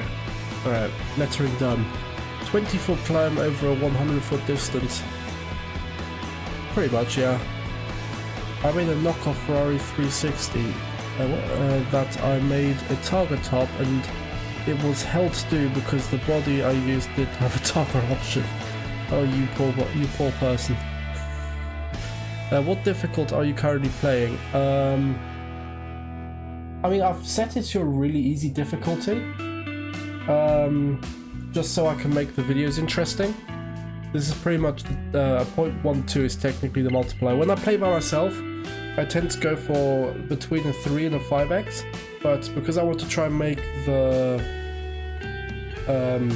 campaign as interesting as possible, I've decided to lower the difficulty to the point where I can just sort of have a bit of free reign.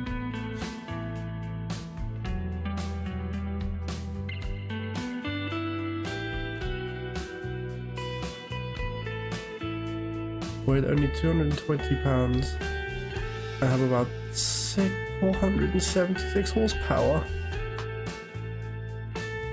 That car brand is one. Ah, yes. You know what? You're not. You know what? I'm not even. Yeah, Tom. Yeah, one letter away, and we have a big problem. Oh man. But yeah, where was it? Yeah, he died. So okay. That's not. That wasn't supposed to become a thing. I didn't even see it until Tom mentioned it.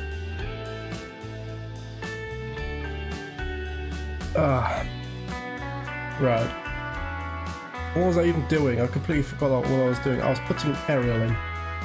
That's one of the things I was doing.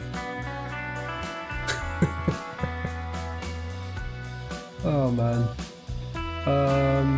Which aerial looks like an aerial? This one. That looks like an aerial. That'll do the trick. Yeah, I can't unsee. Yes, I can't unsee it either now. Damn it. Oh. Well, what a person. Damn you, Tom the Tank. Ruined everything. Everything's ruined now. Why am I even in the 3D section? Alright, there we go, interiors. Alright, let's just make the most basic, quickly basic interior. So, fancy dashboard. I wanted to start a campaign with the same settings as you suggested. Heavy equipment, so I named Bonar in capital letters. Oh. Yeah, Tom, that's definitely gonna, yeah. I love how I didn't even see it before you mentioned it, and now everybody's seen it, and now everybody's gonna keep mentioning it. Tom the Tank, Destroyer of Dreams. Oh, damn. Damn you. Damn you, you bastard. In case you guys didn't realise, by the way, I know Tom the Tank. Funnily enough, we actually lived together. So, yeah, he sort of destroyed. Yeah. If the steel wheels were also that yellow-ish colour, it would be 110. It would be 10 out of 10. I mean, I can have a look. Oh, what have I done? Have I ruined it? Nope, I've not ruined it. We're all good. We're fixed. We're good. Yellow. There you go. And then I guess make this bit white. Yay! My work here is done. Yeah, screw you. Oh man. You also have a line along the rear of the truck that makes it look like two cheeks. I don't know how you see that, because honestly I don't see that. But sure. We're just gonna roll with it. Interior work. This is literally going to be the quickest and most easy interior that I've ever made. So basically just push that forward so it looks like there's no gap. Brilliant. That's fine. Now we take this. These are some nice door cards. Spin them 90 degrees. Make them look like they somewhat fit. And before anybody asks me, Tom needs to get laid out of this mindset. Yeah. Yeah, brilliant. Yeah, I definitely agree. So yeah. So door card somewhat in place, that doesn't look too bad. Rear door card is going to probably be this thing. Oh no, that's if I don't have any more rear doors. That is it gonna poke through the wheel? Of course it is. Ooh, so we do this and hope that it doesn't look terrible. It doesn't look terrible. So we're gonna stick with it. And no, I lost electricity and Wi-Fi for a moment and missed the interior. This is do not take anything from me with this interior. This is literally so when I do a cutscene that it looks like it has an interior. This is going to be a quick 3-minute job. I am not spending any time on it. I do not care about this interior one bit. And that is simply because this car won't even really make a video, so yeah. I do not have a German car company, so I plan to make cars overly complex and prone to breaking. I mean, German cars used to be actually really reliable until sort of 2000 something happened. Let's see how far in I can get. There you go, that looks about right. Let's make this a carpet color. What is a carpet color? Not bamboo. Antique veneer. Camo cloth. Ooh. Camo? No. Carpet. What is going on?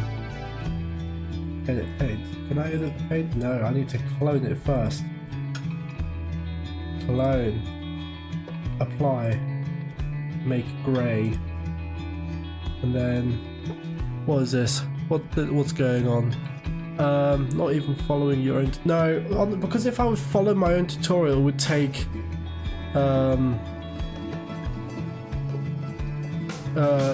absolute ages to make. Because I need this thing done pretty much. German cars used to be reliable until standards increased. I guess so. And it's not really until standards increased, it was just them being overly complex with their weird wacky designs. I mean, who designs a car to have 20 timing chains? Or an engine? Like, somebody had to have that idea, and that person's not a very fun person. And of course it's all poking through. Alright. And there you go. Oh. What is this? The camera color looks too Fortnitey. Yeah, that's why I have not chosen it. I'll make a weird combo of Porsche and Mercedes, I guess, for inspiration. I mean, do what you want. I mean, that's the whole fun of this game. You can just sort of make whatever you want. If the Jiminy Christmas was that Jiminy Christmas? I feel like that's a movie I haven't watched. 1967 VW Beetle, really good with the 1.5 litre engine.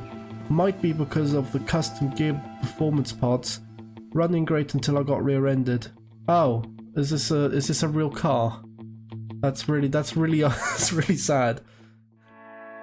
Who designed the type? That's the French.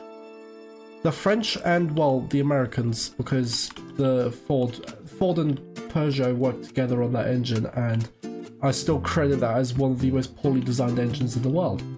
Because somebody came up with the idea of an in-oil timing belt and thought, yes, that's what we're gonna make, that's gonna be us. And then forgot to actually think about what happens when you put oil and timing belt together.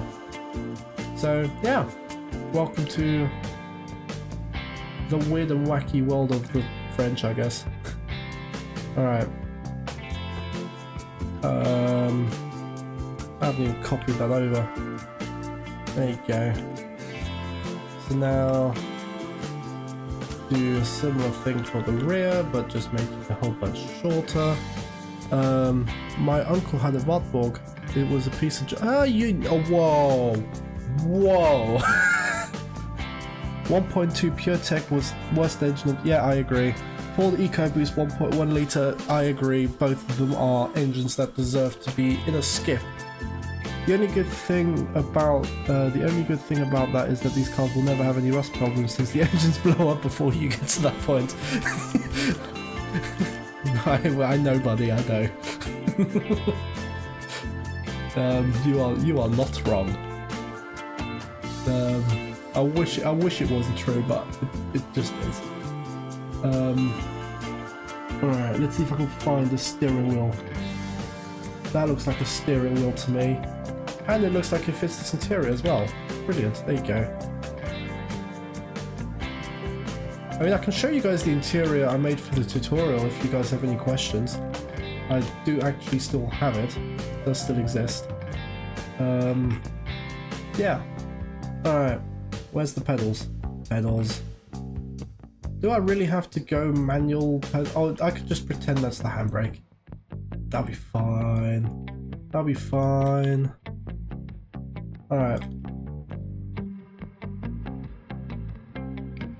There we go.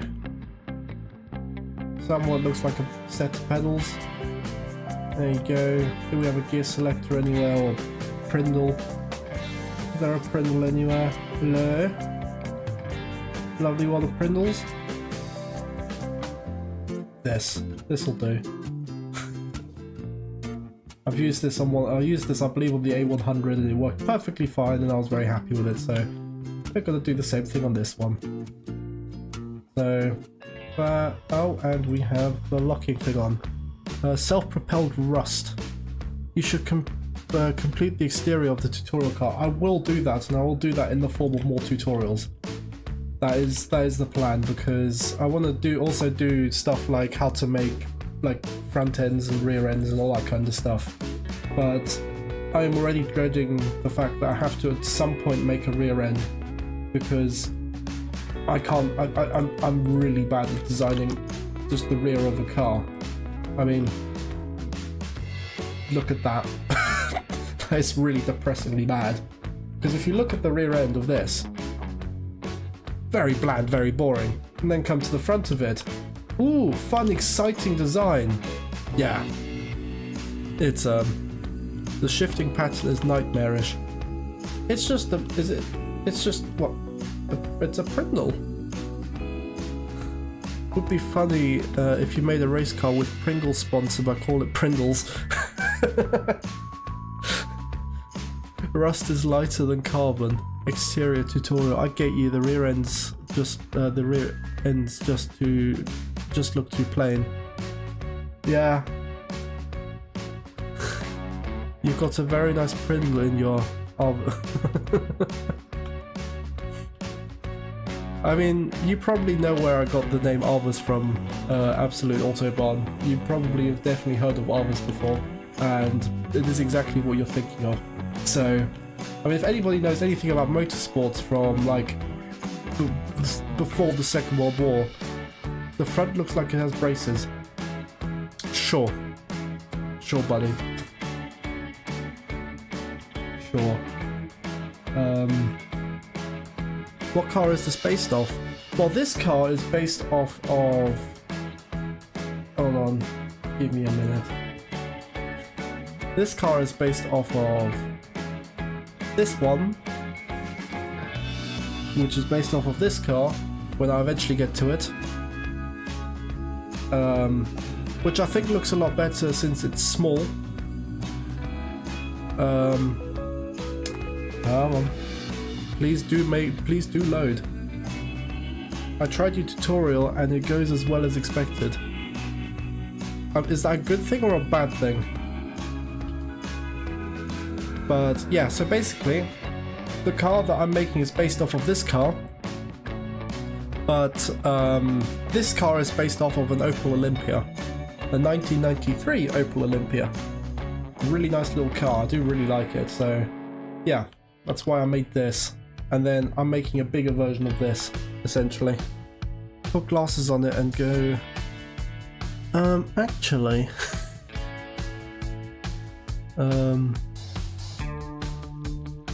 What IRL car is this based off? The Opel Olympia, the 1953 Opel Olympia. Or Olympia Record, I guess is what it's actually called.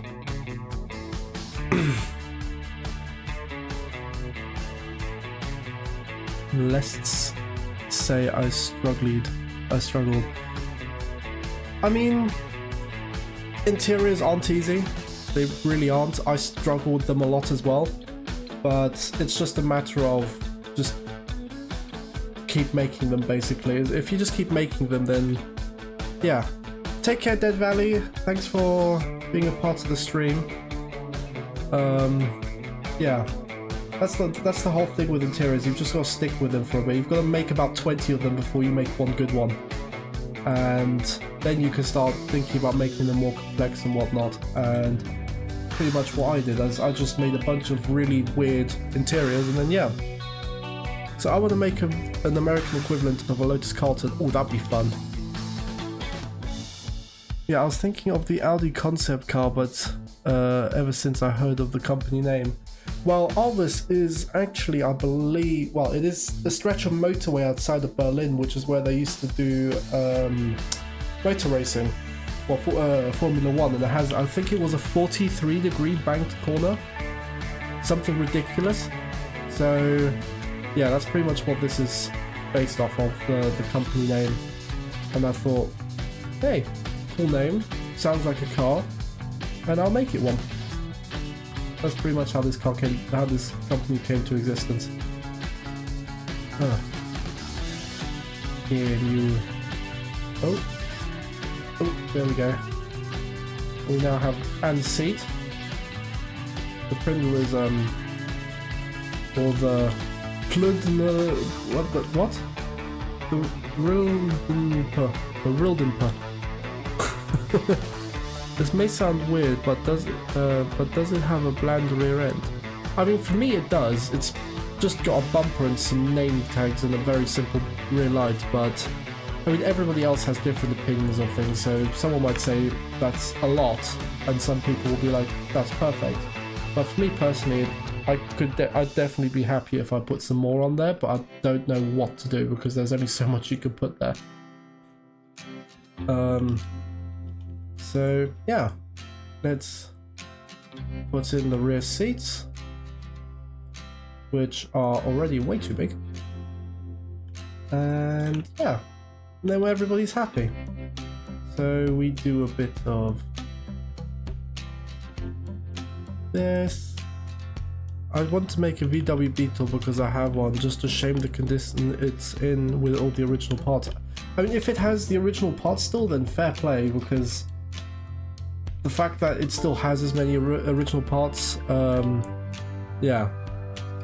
The Olympia record doesn't have much back there either. No, it doesn't, but I don't know, I feel like the brake lights definitely are a lot more detailed than what I've got here. I want to put a 4.3 V8 twin charge for funny, or 4-litre twin turbo straight 6, and a 5-speed rear wheel drive to make it almost 200 if I can do it. Rip knees.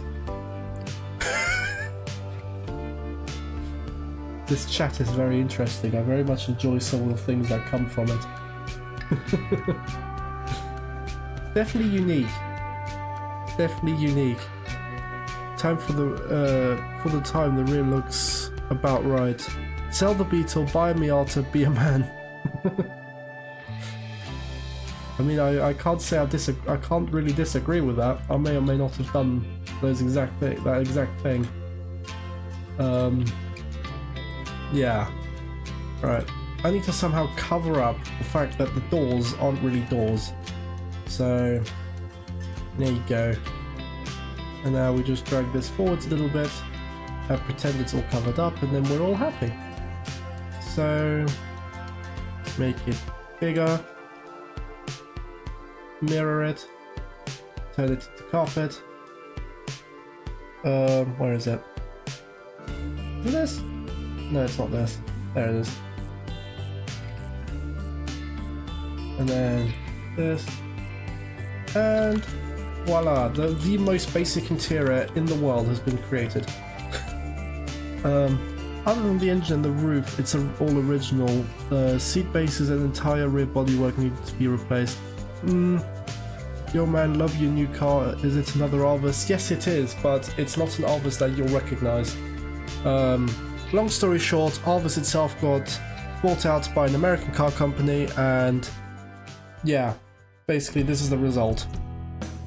That's basically the explanation I can give right now. And I just wanted to come here to say that you're doing a great job and keep it up. Thank you very much, the butter. Like, the butter is just, that is the kindest words that butter has ever said to me. And I love butter.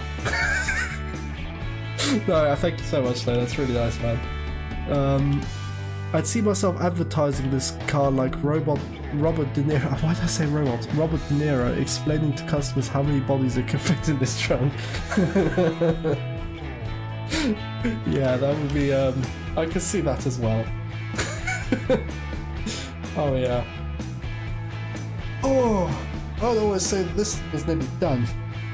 So what I'm going to do now is, how's it doing in terms of actual design? It's very soft suspension. That explains why it looks so much worse than the original one. Not that you're bad at building, but just because it's American. Yes. Robot De Niro, yes. I can see Robot De Niro doing that as well. Yeah. I mean, it's a decent looking car. Your stuff is very swag and neat. Yeah, brother. Oh yeah. Hells yeah. Thank you, man. Hello, man. Holy shit. Oh, yeah. This car looks so nice and tidy. Thank you. I mean, yeah. De Niro low-key a good car name, though. I mean, De Niro actually. I mean, Kia have made a Kia Niro, haven't they? They've just left the D out. It's just Niro. I'm pretty sure they did. Oh no, someone else is on the train. You could probably fit too many bodies since it doesn't have a trunk in the mouth. I mean, what's this then? What's this? This is definitely a truck. I don't know what you're talking about. I'd turn this into a lowrider with a patina. Oh yeah. So since this company has been bought out, will it have... I know exactly which engine you're talking about. It's the Cadillac engine. The 8.4 litre V8 with 115 horsepower. I don't know how they managed that. I mean, that is incredible how they managed to get that little amount of power out of such a big engine. I will never understand it. And I'm sure there is a way that it can be done in automation, but that is going to be quite a task. So, yeah. But I think this is pretty much done now, so what I'm going to do is I'm going to click complete design, and then I'm going to copy it, and then I'm going to call it, what was the other name I gave it?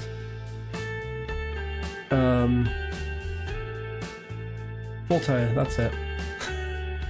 Well, 70s and probably with fuels, so and well, 70s and problem with fuel, so it's understandable. I mean, it's just because they started getting stuff like catalytic converters in, and they suddenly had to meet emissions regulations. So, yeah, that was probably the big reason, and the fact that they only were allowed to use so much fuel. To be honest, the Mazda RX-5 is cheap for what it is. Found one for 2.5k, not as practical as the Reliant Robin for 1.5k though. Whoa, a Reliant Robin for 1.5k? I would do that. I would genuinely do that. That would be amazing. I would, yes. That sounds amazing. Does anyone know how rare Reliant Box pickups are? I didn't even know Reliant made a pickup. When modified, it makes good power, and just the stock configuration is quite neutered. Alright. Let's change the color of this car to, I don't know, red. And secondary color to white. And then make the wheel caps red. Boom. We now have the basis for the other vehicle, so we're gonna put this engine in and call it a day, I guess. So, well, we're not really selling very many of these. When I would buy it if I didn't recently spend 1,000 on a Raleigh Chopper Mark II, a bicycle from the 70s. I mean, the fact that I mean, I don't know if that's a lot or not a lot for a bicycle from the 70s. Basically makes such low power because it's choked to high heaven for fuel economy. Yeah, pretty much. But those engines had torque. They were torquey, very, very torquey engines. So, yeah, I'm not surprised, honestly, that they only produced 115 horsepower, but they had like 500 Newton meters of torque, whatever it was. Alright, there you go. Make it a manual so it has so it is cheaper. And do a bit of this, bit of this, bit more. Nope, there you go. And then what, 650? Is that little? There you go. 114 horsepower for sure, but 400 Newton meters of torque. Yeah. What happened to Arvis Automotive? Has it gone bankrupt? Yes, technically it has. But this is its replacement work. So basically, American car company buys Arvis and tells it to build its own cars. Tells it to build the American cars, and Arvis is now forced to do that. And we are going to join after they have started building these cars. So yeah, once I've built this car, once I've finished it, then we'll focus on yeah, pretty much trying to free ourselves from the clutches of Pacific. So there we go. How would, now here's a question, how would an estate variant do in this climate of cars? Because I reckon it would do alright. Yeah, you forgot wipers. Oh my goodness, thank you for telling me.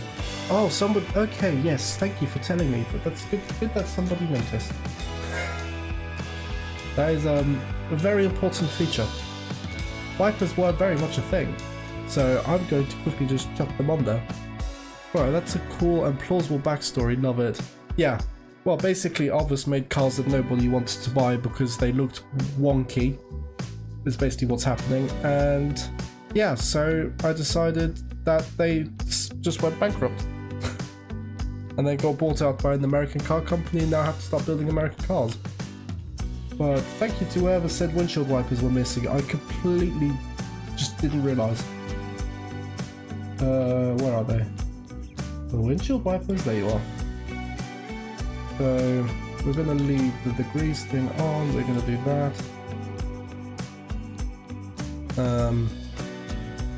Make it 30, but only 5 degrees.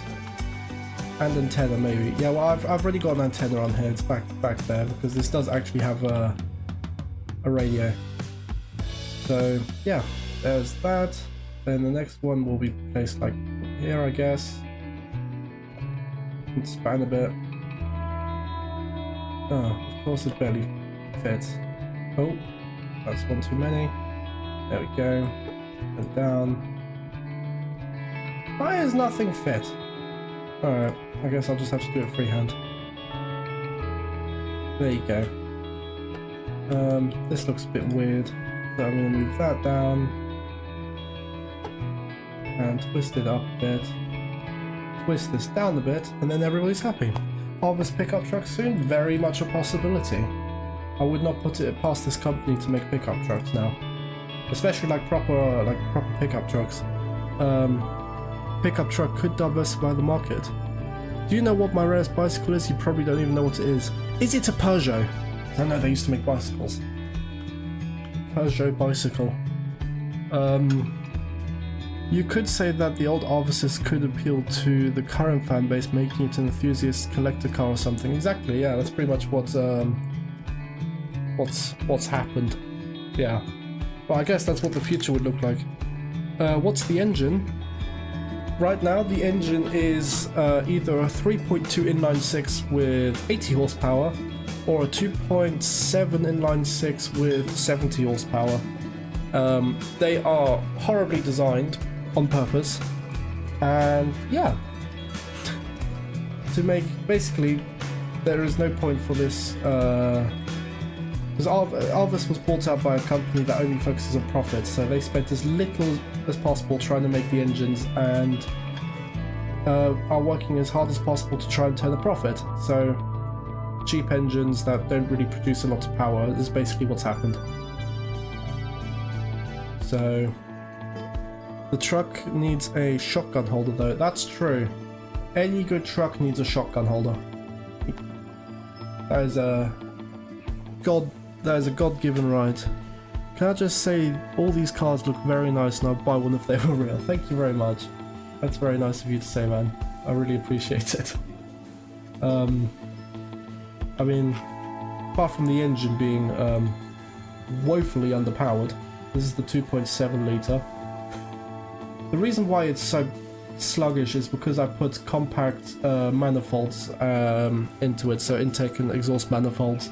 So this engine is just has no proper airflow. It is just that. It's nothing interesting really. Yeah. So windshield wipers in place, wonderful.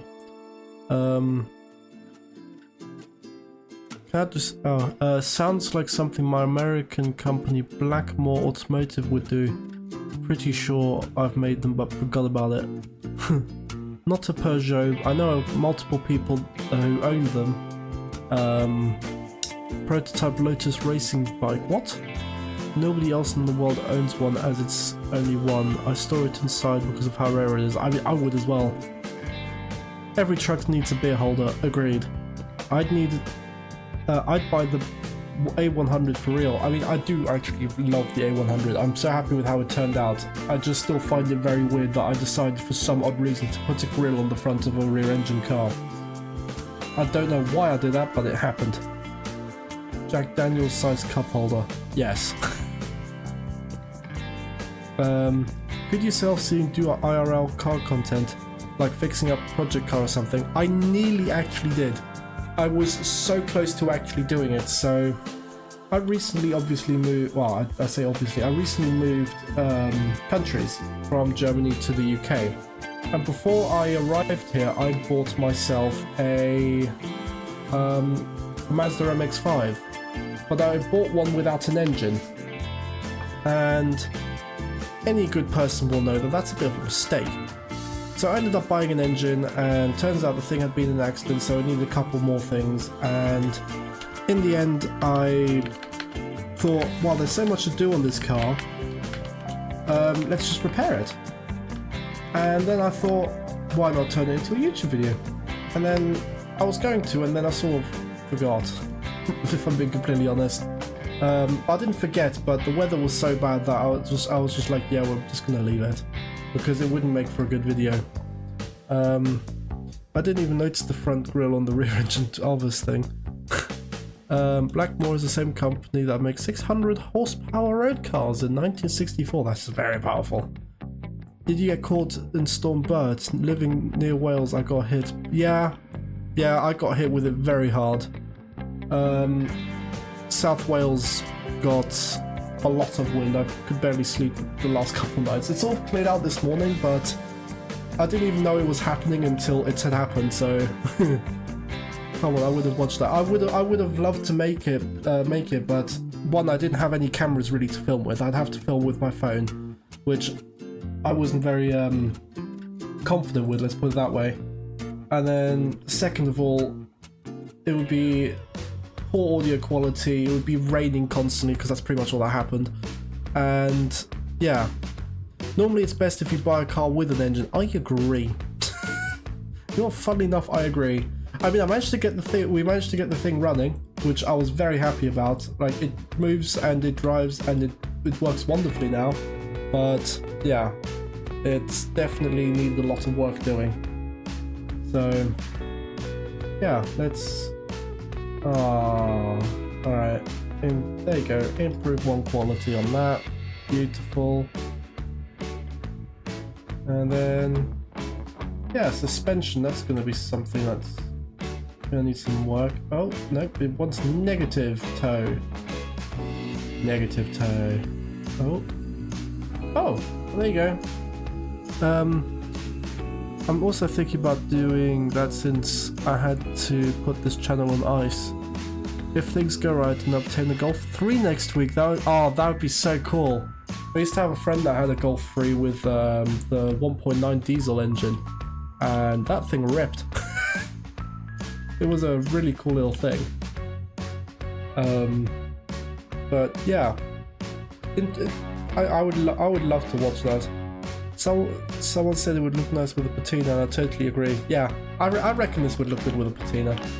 I mean, it's a very American design, don't get me wrong, but that's sort of the whole point of this. I don't want it to look like an Arvis, sadly. As much as it is an Arvis, I don't want it to look like one. Okay. That's fine. Or I can actually do one better. If I grab this, 1.9 TDI is bulk and treasure. Yep. I mean, the thing was basically ready for the scrap, but it still drove somehow, and I think it still drives to this day. It's no clue how, but yeah. Even the Arvis logo is different. Yeah, it's all Americanized now. It's all big and bold, and yeah.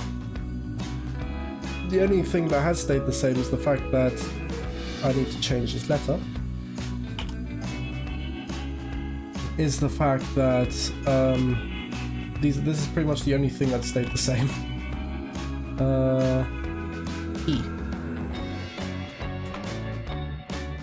How would it sell is the question. Not very well. How much does it cost to make? 3,800. Oh, I'm selling this thing apparently for way too much. This would be like a 13k car. 13k. Peugeot could never produce an engine as glorious as the 1.9 TDI. I agree. I mean, I'm not a fan of diesels. I think they're really dirty, and every single time I touched one, I wanted to throw myself into a bin and never be seen again. So yeah. Ooh, like, the tilted cursive looks like autographs. Yeah, that's pretty much what it is, yeah. Real question is it like a Pinto? But this thing? I mean, it's not going to catch fire as soon as someone rear-ends it, so don't worry about that. You're safe in that department.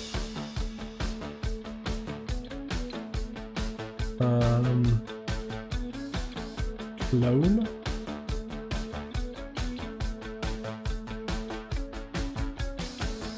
Big and bold, me with German MPV and a bold Brabus logo on the front grille.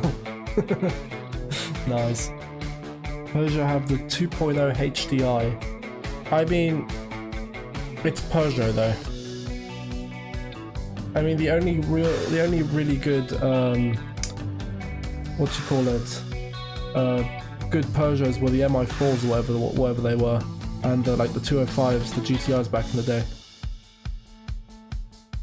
Or was it MI4 or was it MI16? Something like that. I think I've forgotten it. I think I'm just being stupid now. Smaller inline six. Are you going to call the wagon corpulent? I mean, I wasn't thinking about doing it, but well, this is going to be the full tire anyway. So, well, that doesn't sound like a bad idea. That would be quite funny. What fixtures do you use to make realistic 50s grill? I pretty much just cut out the grill.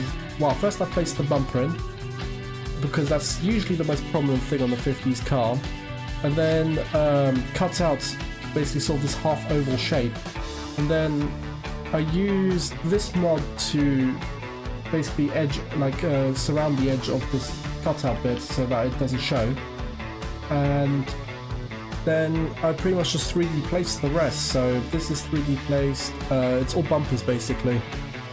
This is 3D placed, this is 3D placed, and I just sort of inset it into the body. Those old Peugeots from the 70s are incredibly tough. Yeah, it would have been MI16. That sounds more, makes more sense. Yeah, what color am I gonna make this boring version of this car? I could just make it black actually. Black on white. There you go. And then the wheels can also be, what do you call it? Black on white. There you go. And then we give this boring full-tire version a boring gearbox. Make it accelerate to like 60 before it has to do anything, and then yeah. That makes so much sense. Thank you for explaining. I mean, it's just, I could probably explain it better, but it's pretty much just cut out and then 3D place stuff into position after having made this sort of surrounding bit. Means that it gives it a lot of depth, which is what these grills used to have, at least American style grills. I gotta head out now. See you next time you're live, I guess. Take care, CG8379 Gaming. I'll see you around, buddy. The black and white makes it look like a serial killer car. Okay, you know what? In that case, we are going to make it teal. No, we're gonna make it, I don't know, very dark red. Oh, is that different red? It is. Oh my goodness. Oh, I never noticed that. Or we can make it a peachy color. Is this a peachy color? This looks like a peachy color. Of a slinging slasher. Yeah. Alright. So, now that we have the gearbox in check, we now need to do suspension work. Wow, actually got relatively close already. Is it this way? Nope. It's gonna be this way. It's gonna be this way. Bit more. This way. There you go. Fix the suspension. The brakes are brilliant. Everybody's happy. This car is selling somewhat. And we have another car. So now I'm just gonna put it into production and then yeah. What do you call it? Pretty much it. So this is just going to be, I mean, do not do this what I'm doing here. Oh no, that's a lot more than I expected. Oh dear. You know, we don't need that much reliability, it's all good. Whoops. Reduce the optimized process a little bit and a little bit of the automation. Make it a bit more that. Basically these cars are going, like, we're going to start the series in 1953, so I'm just going to try and make these cars as like good as possible for when that comes out, or when they come out. So yeah, I mean the engine's already being produced. We need a new factory. There'll be a large plot on a medium one factory, I guess. How many cars are we able to produce? Only 300? Alright, medium 2. That looks more like it. Maybe a medium 3? Are we producing too many cars? I mean, we're producing a lot of cars now. But they're going to sell well. I already know they are, so sort of made sure that they'll sell well. So improve quality, reduce wages, and that's pretty much the story of this company's life. So yeah, I'm going to take out a massive loan to make this work, by the way, and I'm going to play it off in the series that it's going to be based on that the reason why we're like losing money every month for the next 7 or odd years is going to be because we're having to pay back Pacific for the takeover. So yeah, and we are now producing way too many cars, so let's make it a medium 2 factory. And yeah, that looks okay. I'm okay with that. So yeah, let's do a quick sign off, and lovely. It's difficult for me to make a slow car. It's more difficult for me to make a slow car than a fast car. That thing needs reverse facing third row seats. Yeah, I do agree actually. That's not a bad shout, but I'm not gonna spend that much time doing this. As much as I would like to, I feel like it would be a bit of wasted time at the moment, simply because these cars aren't even really going to be in the series. So yeah, alright. 12.5k. Music a little loud. Okay, let's reduce the music volume. How's that? Is that better?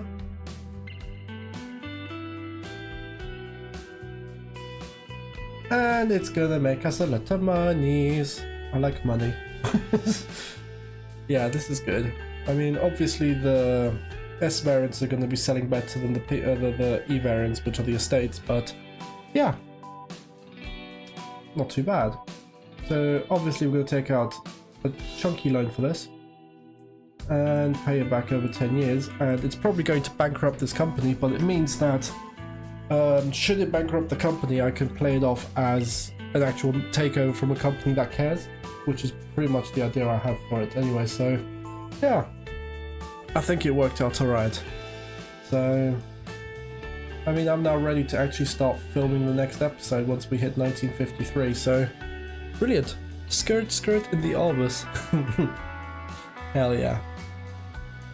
Alright, but yeah, I was gonna show you guys the interior car, because yeah, I don't know, I felt like it. Yeah, I mean, this is probably going to be the last thing for this stream, so I mean, unless you guys have some questions you want me to answer, I'll show you this car and then I'll end it there. But yeah, with this interior, it is all just 3D fixtures pretty much. I mean, I have these mods installed which have like the radios and stuff, but yeah, pretty much all of it is just 3D stuff. Alright buddy, I'm gonna head out now. Keep up the great work. Thank you Absolute Autobahn. Thank you for being here for so long. You've been here for like the very start. The A100 will be missed, but it was anything like Velouf in the future is bright. But oh yeah, hey, drive it.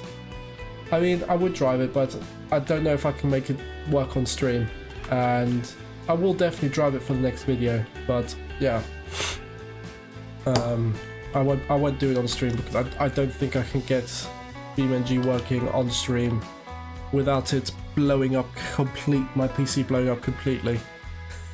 It's already struggling a lot when I'm recording. I'm having to edit around it constantly, but then when I do the one lap, I can't really edit around it, so yeah. So are all these mods in your collection public Steam? Yes. Oh, do I have a public Steam collection? I mean, I guess they would be. I mean, if you can find me, yeah, they would be there. But But if not, I literally have every single mod available to me on Steam from the 4.27 version of this game, so all of them. It's a lot of mods, but yeah. One last thing, imagine American buyers, yeah, yeah. I ran Beeb on my laptop somehow. I don't know how you manage that. I mean, it runs on my PC quite well, but it starts overheating and then my graphics card decides, you know what, I don't need this, cool me down, and then goes into hyperactive jet turbine mode. And I couldn't really edit it out, so I decided to just make it a thing. Hey, make the troll. What does it even look like? The troll. Troll car.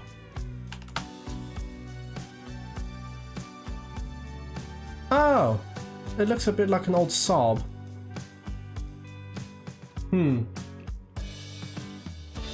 I mean, I could make it, but I'm not going to make it on stream, so, or at least not today. Now, I get like 30 frames with only 8 gigs of RAM. I don't know what I did. Are you playing it on like 144 pixels or something? That is incredible. Oh. Oh. Alright.